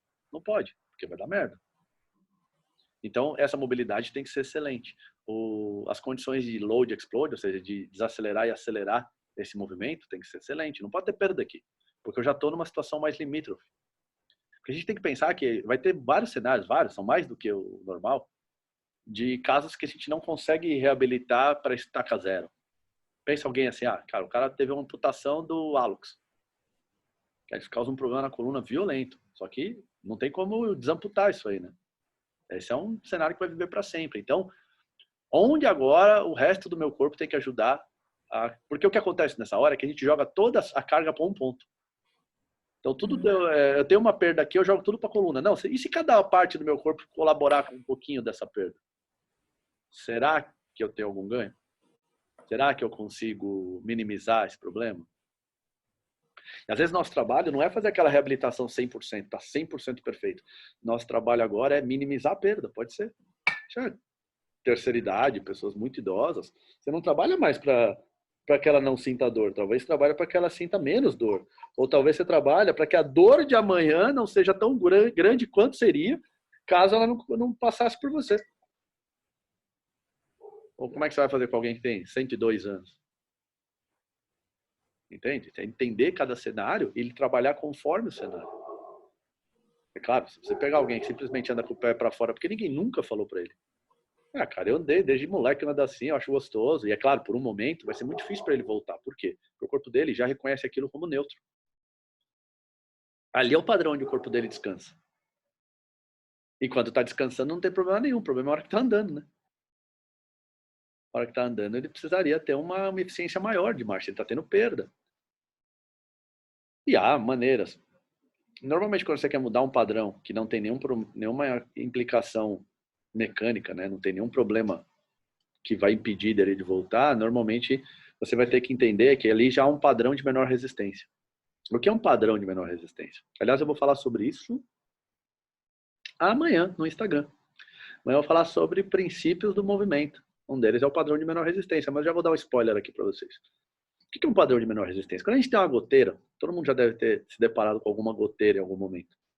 A goteira, ela sempre pinga no mesmo lugar. Você não tem um dia uma goteira aqui, outro dia uma goteira aqui, amanhã uma ali, depois na semana que vem ela vai pingar ali.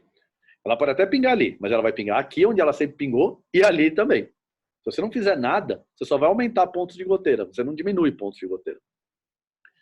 Por quê? Porque é estabelecido ali um padrão de menor resistência. É um caminho já que já é feito. Se eu jogar esse vinho aqui, a água, se eu colocar aqui na minha mão, ela vai escorrer. Não tem como ela fazer outro caminho. Mas à medida que ela vai escorrendo, se eu inverter, ela vai inverter também. Por quê? Porque a resistência menor está aqui. Então, se eu colocar uma resistência menor em algum lugar, eu vou condicionando essa água aí para onde eu quero que ela vá.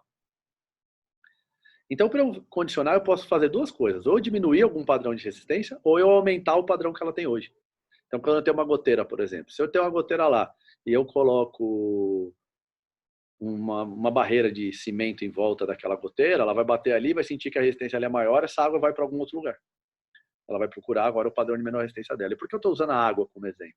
Porque o nosso corpo é 80% água. Ele responde dessa forma. Essa é a resposta da água.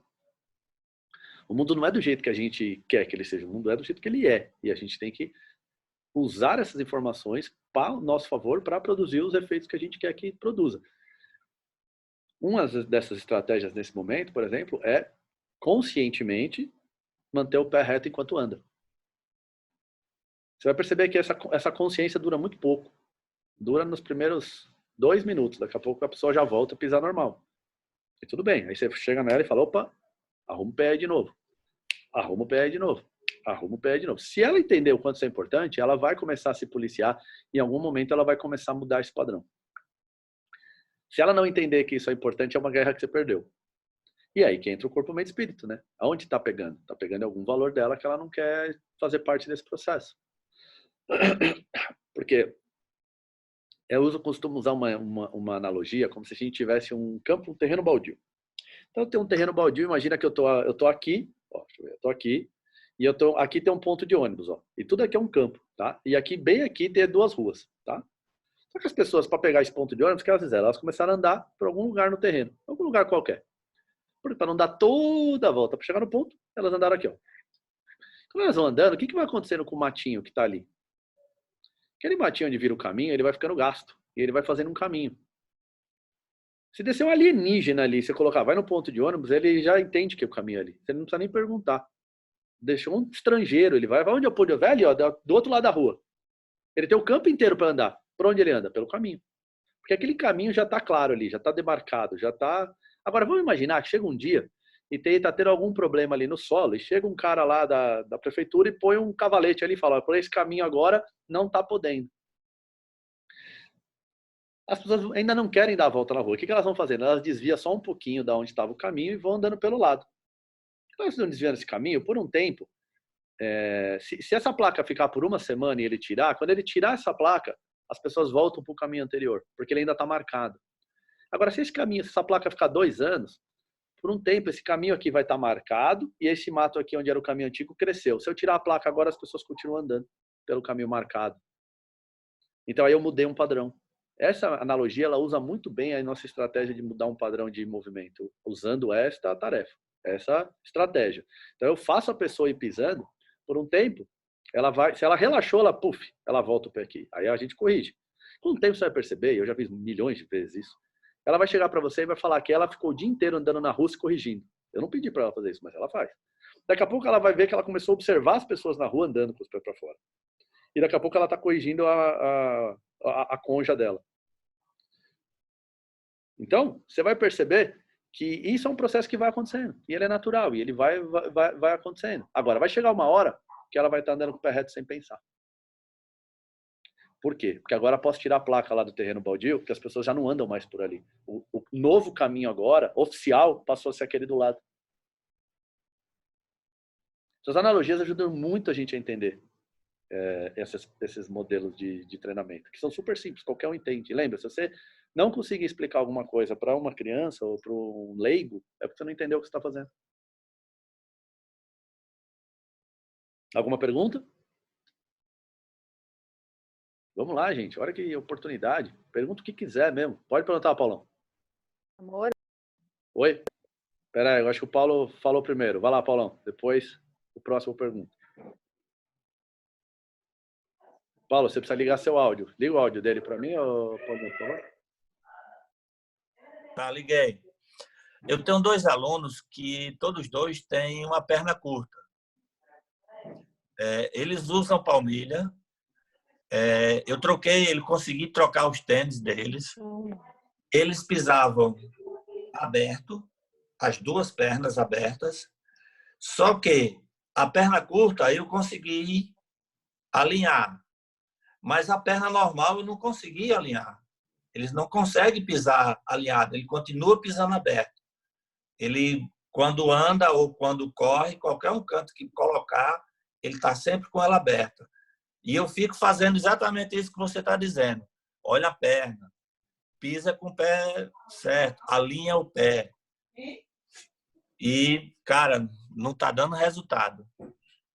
E eu fico... Vamos pensar que alguma estratégia que a gente tenta fazer, ela não é vencedora por alguma razão. Certo.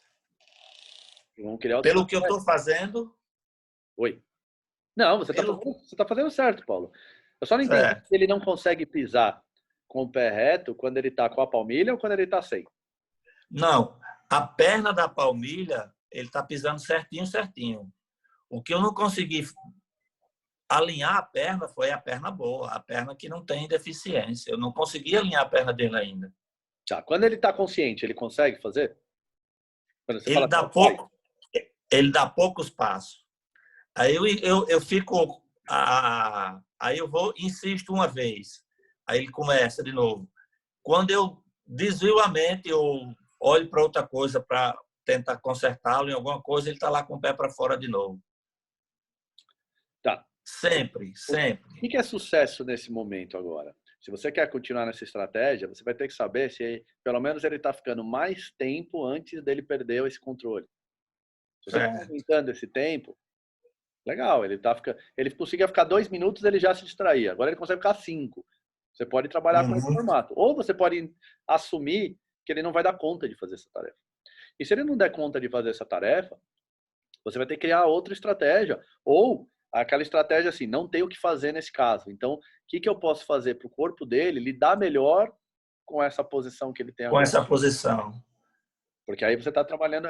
Imagina, por exemplo, o caso do teu aluno que tem uma perna menor que a outra. Vamos imaginar quando ele estiver andando descalço. Não tem palmilha. Então, ele tem uma perna menor que a outra, o quadril dele vai estar desabado, isso vai gerar um monte de problemas, só que ele vai ter que saber lidar com ela, porque não tem o que fazer quando ele está descalço.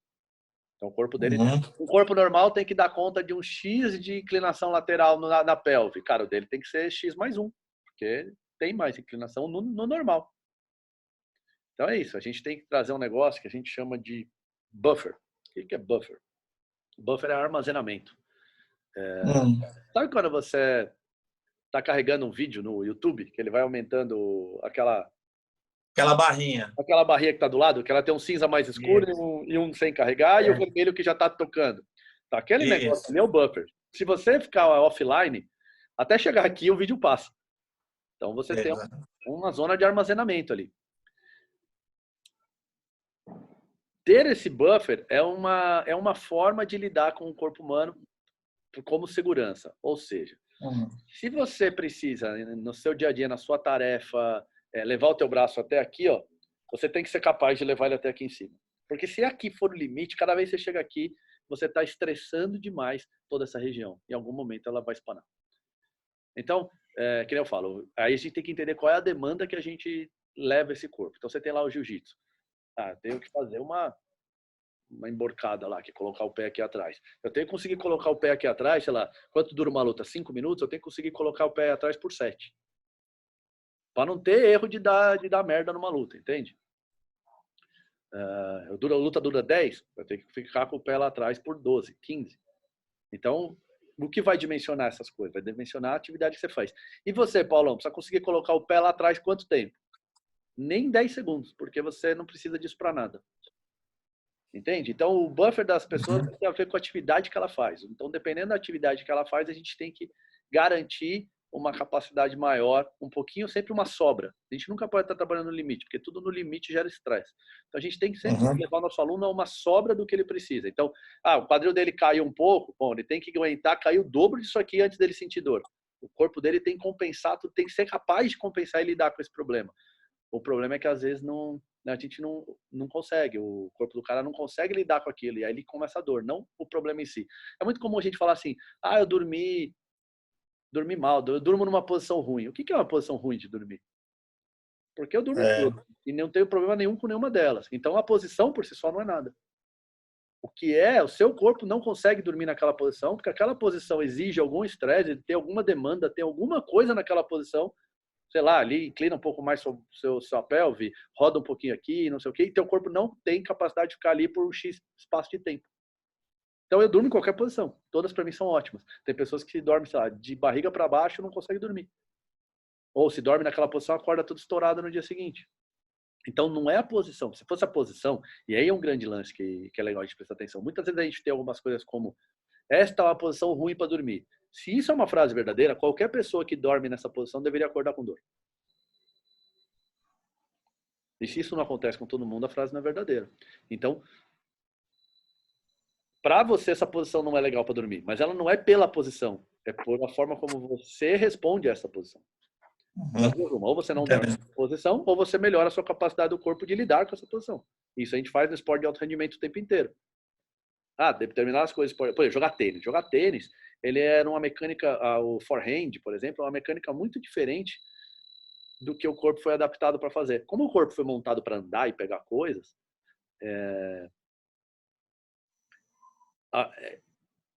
o movimento do forehand não foi exatamente, o corpo não foi exatamente construído para fazê-lo. Ele dá para fazer, dá, mas não foi assim, deixa eu pensar num corpo para fazer forehand, aí desenha o corpo. Não, ele pensou assim, deixa eu pensar num corpo para andar. Nosso corpo ele foi pensado para andar e para pegar coisas, manipular coisas e carregar a cabeça no melhor ponto de visão. Essa foi a estratégia por trás do nosso corpo. Ele dá para fazer outras coisas? Dá para fazer outras coisas. Quer ver um exemplo? Dá para nadar com o nosso corpo? Dá para nadar. Agora ele foi feito para nadar? Não. Não. Que corpo foi feito para nadar? O do peixe. O do peixe. É parecido com o meu? Não. Então é isso. Então essa é a diferença entre um corpo que foi projetado para fazer algo e um corpo que consegue fazer algo. O tênis é a mesma coisa. Então o tênis não foi projetado para fazer, mas dá para fazer. Agora um tenista que vai fazer algo que não foi projetado para fazer por muitas vezes, por um longo prazo e por muitos dias, ele vai ter que se adaptar a isso. Então ele vai ter que desenvolver capacidade para fazer isso ou ele vai ter que largar o tênis. Como qualquer coisa. O corpo foi feito para dormir de barriga para baixo?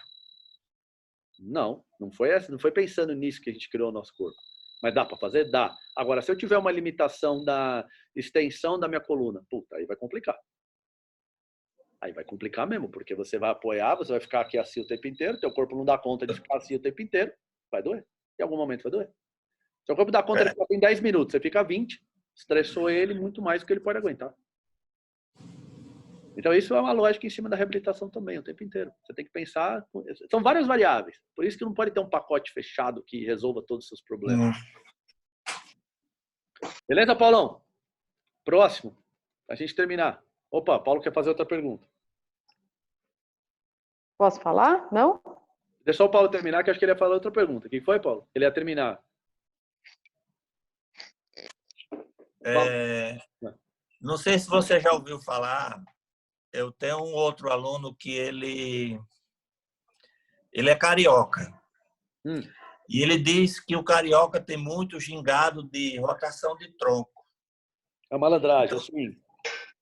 O swing dele fica exagerado quando ele está numa marcha. Aí eu conversando com ele para tentar diminuir esse gingado dele para economia de energia, para ter mais capacidade para ele, ele disse que não tinha como tirar isso porque é da natureza dele. E eu fiz uma caminhada bem longa com ele, de 130 quilômetros. Cara, foi difícil ele terminar essa caminhada, cara. Foi difícil. Fábio, só espera um pouquinho, já vai você, tá? Eu vou responder bem rapidinho. E eu não sei como é que eu tiro esse swingado dele, que ele disse que é carioca e não consegue tirar. Vem cá, então. Você acabou de me validar o que eu acabei de falar. Porque eu falei assim, a marcha tem um padrão. Se a gente perde o padrão, ela deixa de ser uma coisa fácil de fazer, ela passa a ser uma coisa mais complexa. E eu falo assim, quando eu era pequeno, eu queria andar que nem jogador de futebol que tiraram o cavalo. Por quê? Porque eu é bobo. Só por causa disso. Eu preciso andar? Não preciso. Agora, se eu não tirar isso da minha cabeça, não tem o que você possa fazer. Então, é o que eu falei assim, a gente não cura ninguém. Se esse cara não quer, esse cara não vai conseguir. Ele não vai fazer. Ele falar assim, isso é meu estilo, não vou. Não, é que ele não quer abrir mão de parecer malandro. Esse é o ponto. Ele quer andar 130 km parecendo malandro a cada passo que ele dá. Não pode ter 10 metros que ele não parece malandro. Então, essa é uma escolha que ele fez para a vida dele. Toda escolha que você faz para sua vida, ela vai gerar consequência. E você é responsável por ela. Você é livre para plantar, mas não é livre para colher. Você plantou goiaba, goiaba, velho. Não tem o que fazer, entende? Por isso que eu falo que o tratamento é corpo, mente e espírito. Porque se é o cara entender, se ele não entende o processo por trás disso, ele vai ficar preso nisso. Beleza, Paulão? Vamos lá, Fábio. Manda aí. Obrigado, garoto. Valeu, querido.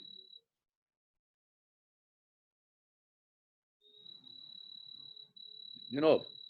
Posso falar? Pode falar. Dá para ouvir? Tô ouvindo. Eu tenho duas dúvidas. Eu não conheço o movimento tridimensional, esse método.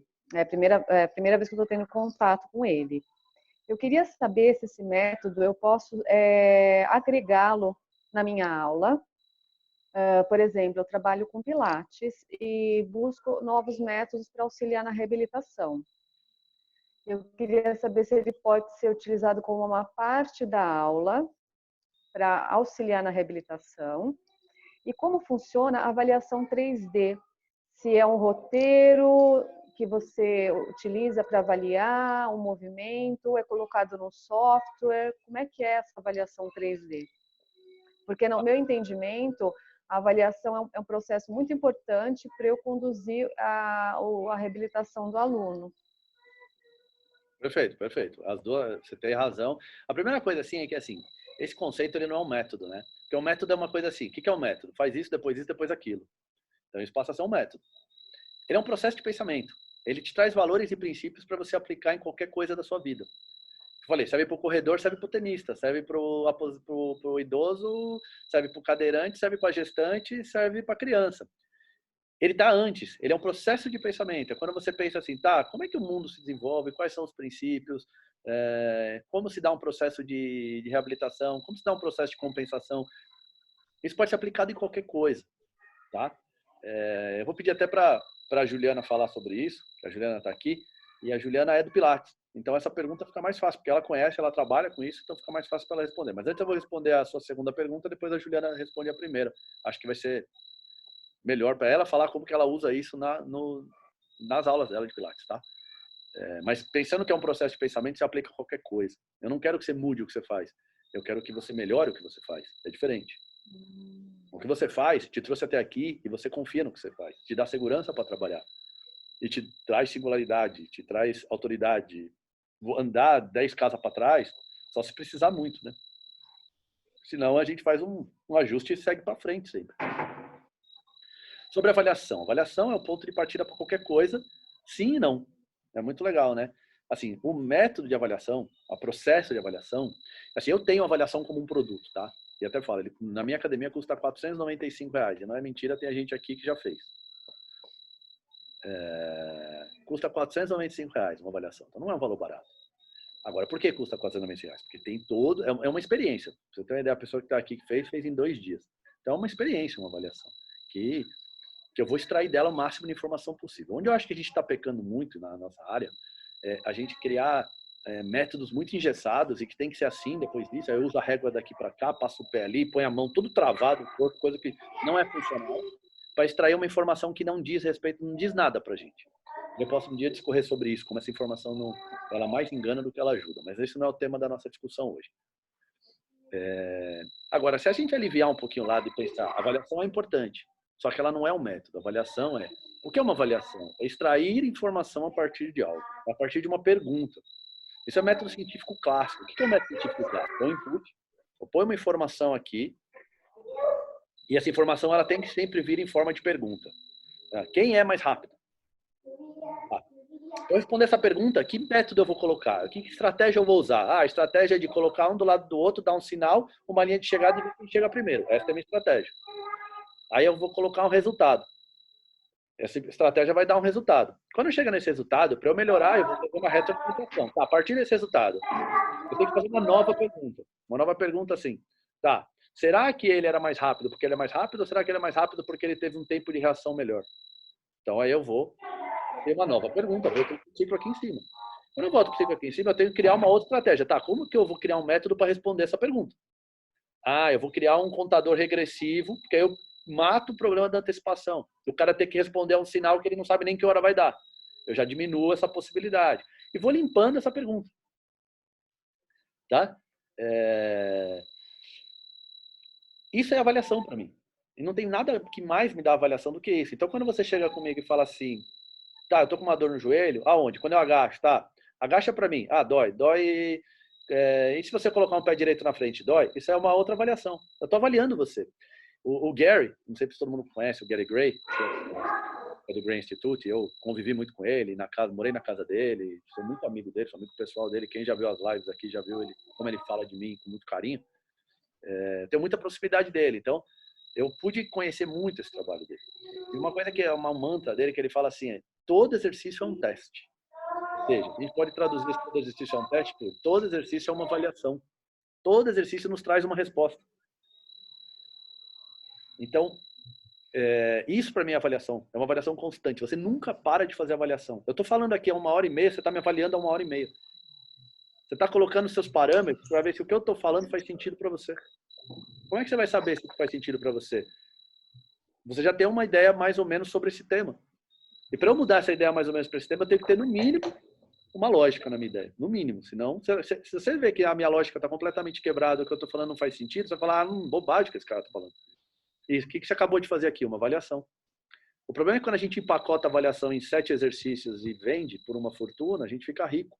E aí parece que todo mundo tem que fazer isso para poder avaliar o outro. E eu consigo avaliar sem usar nada disso, entende? Porque não precisa. Porque você não extrai informação. Nós temos 8 bilhões de seres humanos diferentes. Não vão ser uma régua e 7 movimentos que vão avaliar os 8 bilhões. Não dá. E outra, eu avalio determinados movimentos. E às vezes não tem nada a ver com os movimentos que eu quero obter uma resposta. E outra, lembra? A gente precisa avaliar essas pessoas do ponto de vista emocional delas. Eu preciso avaliar do ponto de vista espiritual delas, do ponto de vista racional delas, do ponto de vista comportamental delas, do impacto que ela tem na sociedade, do impacto que a sociedade tem nela, que a vida tem nela, que uma quarentena causa nela, porque isso pode me dar... Tudo que eu puder extrair informação, eu quero extrair. E isso é avaliação. Então, se você, no seu trabalho, você faz avaliação o tempo inteiro. Você tá dando uma aula para a pessoa e você fala assim, olha, joga o braço mais para cima, que você está jogando mais para frente do que para cima. O que você acabou de fazer? Enquanto ela fazia exercício, você avaliou concluiu que ela não estava fazendo do jeito que ela poderia, ou se você desse essa coordenada, ela podia explorar melhor esse movimento, e você tinha isso como resposta. Agora, vamos imaginar que você dá essa coordenada e você percebe que ela não consegue fazer o que você falou. Você fez uma outra avaliação. A primeira era que ela precisava fazer, a segunda é que ela não consegue fazer. Aí você vai criar uma estratégia. Falar, tá, então segura aqui e anda com o teu peso para frente para a gente conseguir esse movimento. Então e aí você vai avaliar de novo se ela conseguiu ou não conseguiu. Então a gente está fazendo avaliação o tempo inteiro, sem gastar nenhuma fortuna para isso. Agora, como produto, eu crio toda uma experiência que me traz uma centena de informação para eu começar o meu ponto de partida. Tá? E isso a gente pode falar em algum momento. Não era exatamente o tema de hoje, mas a gente pode marcar uma live dessa só sobre avaliação. Eu fiz uma no workshop de 2, 3 semanas atrás, aquele workshop tridimensional que veio o Gary, a minha avaliação, o meu falava sobre avaliação. Então era isso. Essa experiência vira um produto, porque lógico, a gente vai estudar, vai querer entender mais sobre corpo humano e tal, mas a gente quer viver disso também. A gente quer ganhar dinheiro com isso daqui, a gente é nossa ferramenta de trabalho, a gente só consegue ganhar dinheiro com isso. Então a gente vai criar algumas experiências, alguns produtos, mas que também tem que fazer sentido, não é só tirar o dinheiro do cara. É assim, por que eu faço isso? Porque para dar uma partida, um start, eu preciso criar um modelo onde eu possa criar parâmetros de você, para daqui 3 meses colocar você no mesmo parâmetro e te mostrar em quantas coisas você melhorou. E eu posso te mostrar, por exemplo, como você dorme mais horas hoje, sem precisar de remédio, como você tem uma percepção de estresse melhor, como você tem uma percepção de felicidade da vida melhor, como você recicla lixo hoje, sei lá, qualquer coisa. Porque tudo isso aí tem a ver com o meu trabalho, porque é o tempo que a gente está andando junto.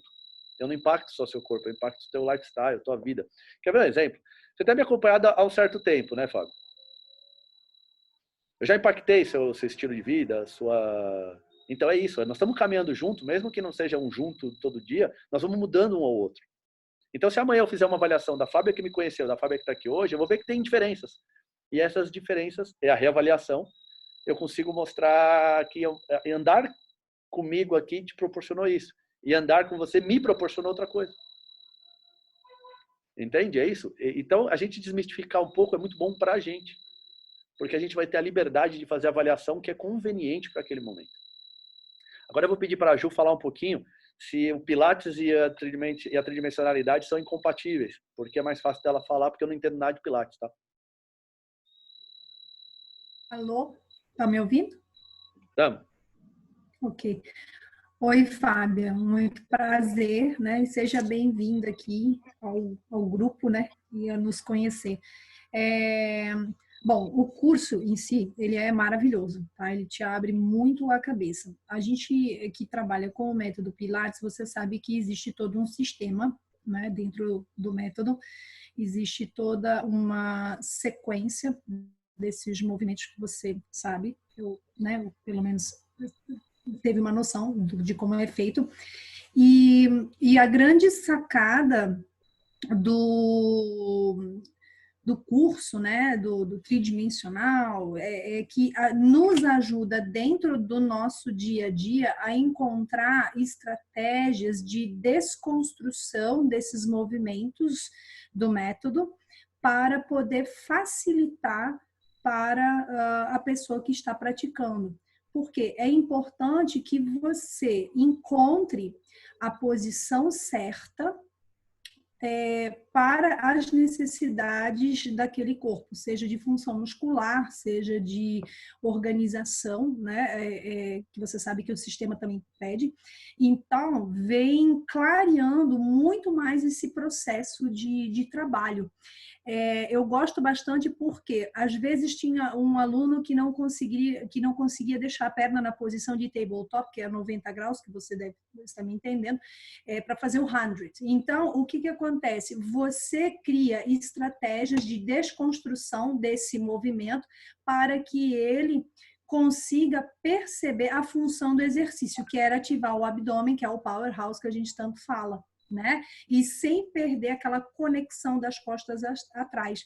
Então, toda essa estratégia, o curso te ajuda muito, porque são eixos que a gente tem que pensar é o sagital, frontal, transverso, são todas as posições que existem a possibilidade de deixar o pé para dentro, para fora, um pouco mais para frente, um pouco mais para trás, enfim. Então, agrega bastante. Muito obrigada. Agora é com você, Fábio. Foi alguma dúvida? Sim, agregou, porque antes eu estava querendo participar, né? Eu vou participar do mentorship e estava preocupada. Eu falei, nossa, será que esse é mais um método que eu vou aprender? Eu sou muito apaixonada pelo Pilates, eu trabalho na área do clássico, né? Que é o mais original, é mais próximo do método criado. Eu falei, nossa, acho que eu vou arranjar sarna para me coçar. Eu estava preocupada, mas ao mesmo tempo, tudo que eu acompanhei de você até agora, que eu te conheci no workshop, fazia muito sentido. Sempre fez muito sentido, porque o Pilates é assim, é corpo, mente e espírito. E eu ouvia você falar, falava, nossa, sempre pensei assim, tem tudo a ver com o que eu quero, o que eu penso, mas será que eu vou ter que largar o Pilates para fazer esse curso, que é meu outro método? Então eu estava um pouco preocupada, eu não sabia aonde isso iria entrar na minha experiência profissional, mas agora tirou bastante minhas dúvidas. Eu agradeço. Ô, Fábio, eu sou do clássico também. Então, que legal. Tá? E tem a Cíntia também, a Cíntia e a Marília, que fizeram o ano passado e retrasado o curso, que elas estão lá com a gente de vez em quando aparecem aí, também são do Pilates Clássico. E eu acho assim, a proposta que eu trago aqui, ela é agregadora a qualquer coisa. A ideia dela é te dar mais ferramentas para entender o que você faz com outra visão. Entender o que você faz olhando ele por todos os ângulos. Deixa eu ver o que eu faço. E vira do avesso e olha. E isso te dá mais recurso para você melhorar a sua atuação. Eu não quero que ninguém... Aliás, eu até brigo quando as pessoas começam a copiar o que eu faço. Eu falo assim, cara, não copia o que eu faço. Entenda o processo de pensamento que eu criei e aplica o processo de pensamento na tua estratégia, na tua vida, no teu jeito. Por quê? Porque eu e você somos completamente diferentes. Eu não te conheço, mas dá para ver. Nós somos muito diferentes. Então, o que eu quero que as pessoas aprendam, eu falo, bato na tecla o tempo inteiro. Para de olhar o que eu estou fazendo. Olha o que eu estou pensando, se o processo que eu usei para chegar naquela conclusão. Porque isso vai te ensinar algo que você pode usar ou não usar. Quando você copia, não te ensina nada.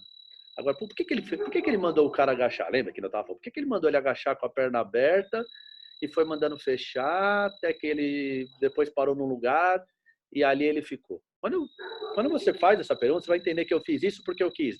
E de um movimento que ele não tem dor para um movimento que ele tem dor. Aí um pouquinho antes eu parei e trabalhei naquela zona. Isso dá para reproduzir em qualquer outro cenário, você concorda?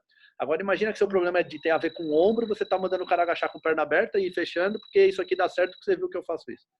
Não te traz nada, não serve para nada. Aí você vai falar, isso não funciona, isso não serve para nada. Agora, se você entender a estratégia, você vai falar, poxa, peraí, ó, até aqui não dói, daqui para cima dói. Legal, então eu vou aqui, daqui não dói. Então eu vou mexer aqui, eu vou rodar aqui, eu vou brincar, eu vou agachar com o braço aqui, eu vou fazer um monte de coisa com o braço aqui, que é a estratégia mesmo.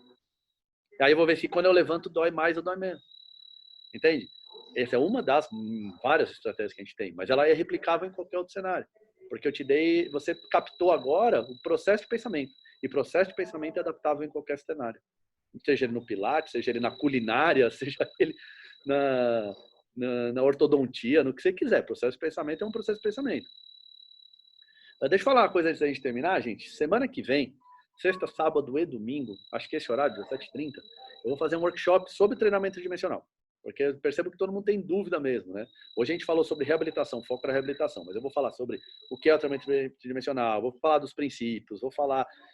É um workshop enorme, assim, são 3 dias, só para a gente entender todas essas premissas do treinamento tridimensional. Cara, isso aqui já vai te dar base para você, segunda-feira, trabalhar diferente. O que a gente percebe lá no curso é que quem está trabalhando com isso aqui não sentiu a pandemia, porque tinha muita ferramenta e muito recurso para lidar com ela, para entender, está conectado com o aluno em outro plano, está conectado com o aluno de outra forma. É o que eu falo, quando a gente está conectado em corpo, mente e espírito, a hora que o corpo ficou limitado, que a gente não pode encontrar as pessoas, a nossa conexão ainda é mais forte do que frágil. Tem que estar conectado nesses dois e esse elo perdeu um pouco. Então, é um modo de trabalhar que te gera depois bastante recurso, bastante dinheiro.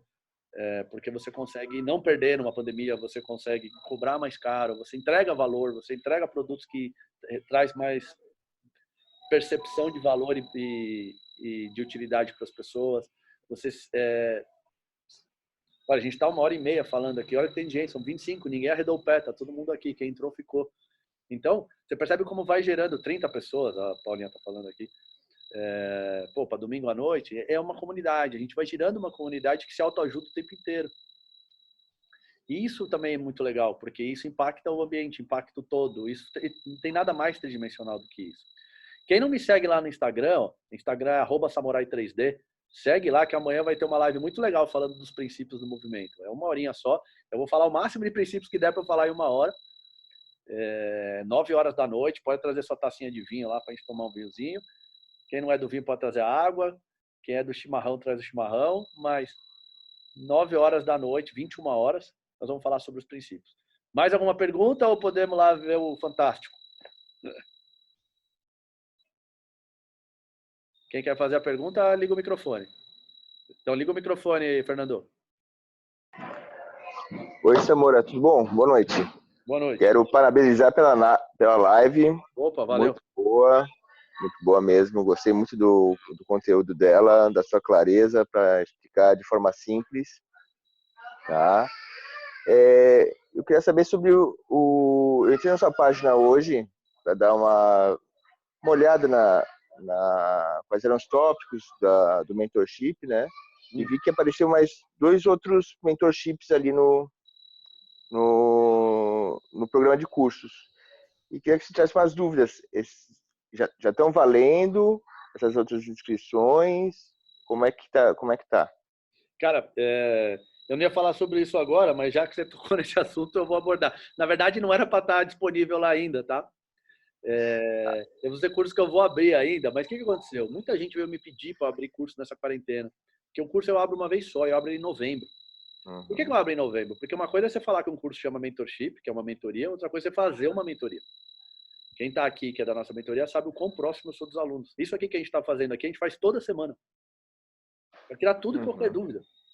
Para não faltar nada. Para ficar muito próximo, resolver problema e entendimento perfeito. Porque nós vamos 1 ano andando assim. Ou seja, é um curso de transformação mesmo. Então não dá para eu abrir 50 turmas. Eu não consigo dar uma mentoria tão perto para 50 turmas.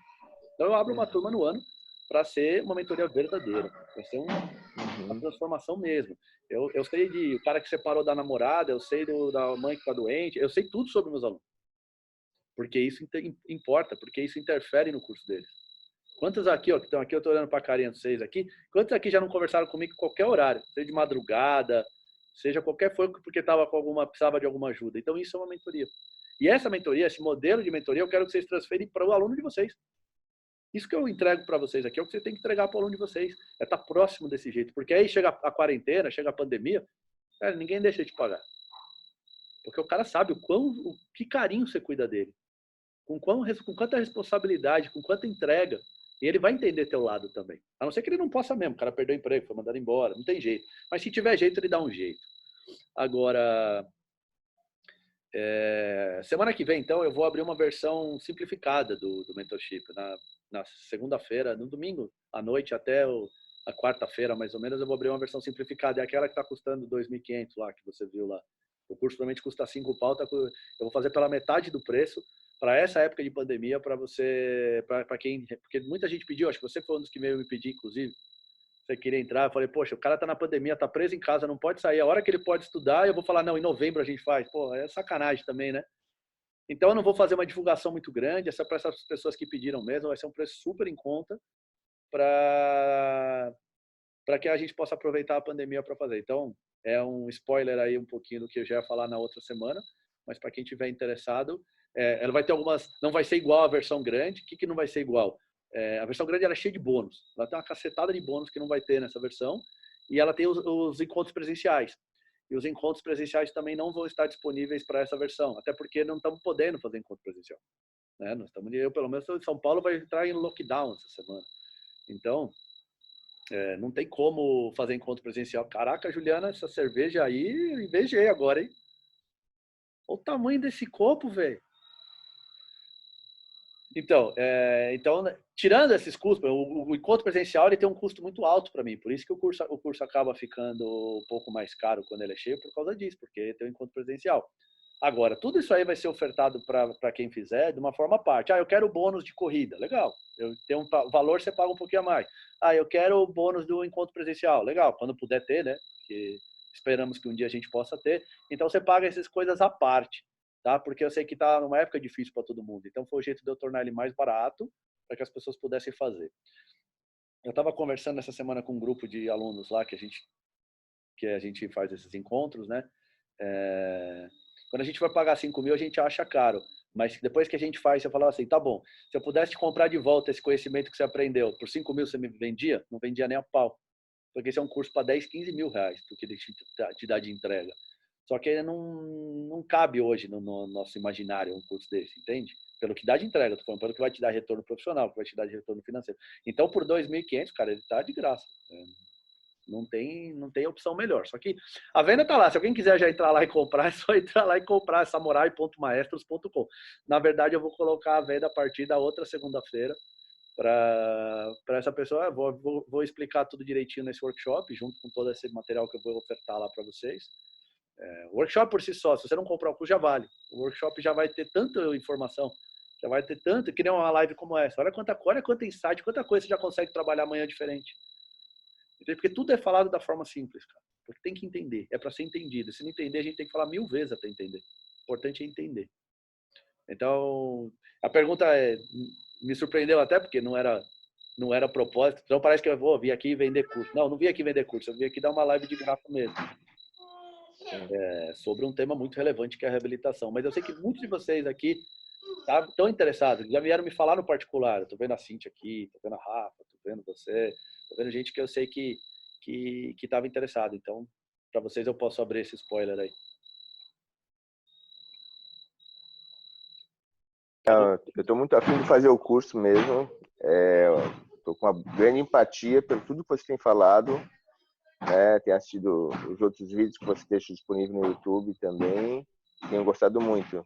Esse material está muito bom mesmo. Tá? Então, eu estou me colocando assim, já estou fazendo a inscrição. Legal. Para quem não conhece, eu tenho 365 vídeos. Eu gravei o ano passado no YouTube, um vídeo por dia. Tem uma série que chama 365/3D. Cara, ali tem um curso. Aliás, tem um curso gigantesco ali, de 365 aulas. Não perca, tá lá disponível para quem quiser assistir. Ô, Luciano tá aí. Boa noite, seu Luciano. Luciano é meu sócio lá na academia.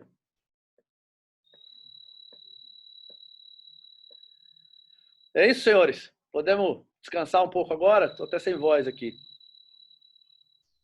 Fechou? Grande abraço, espero que vocês tenham gostado. Quem é essa daí, Cíntia? Conta pra mim. Tem que ligar o áudio. É o Felipe. É o Lipe? Ele. O Felipe. Ele meu amor. ama o peito. Meu amor, não fica assim. Eu já vou liberar sua mamãe para ela brincar com você, tá? Fala, oi, Felipe. Oi, Felipe. Aqui. E esse daqui é a Rafa. Oi, Rafa. Ai. Bom, meninos, boa noite a todos. Fala, oi, filha. Obrigado por tudo aí, obrigado por esse carinho. Todo mundo me dá muito carinho aqui. Obrigada a você. Feliz aí. Isso me deixa muito feliz. Vamos lá. Muito satisfeito de estar aqui. Só me incentiva a entregar mais.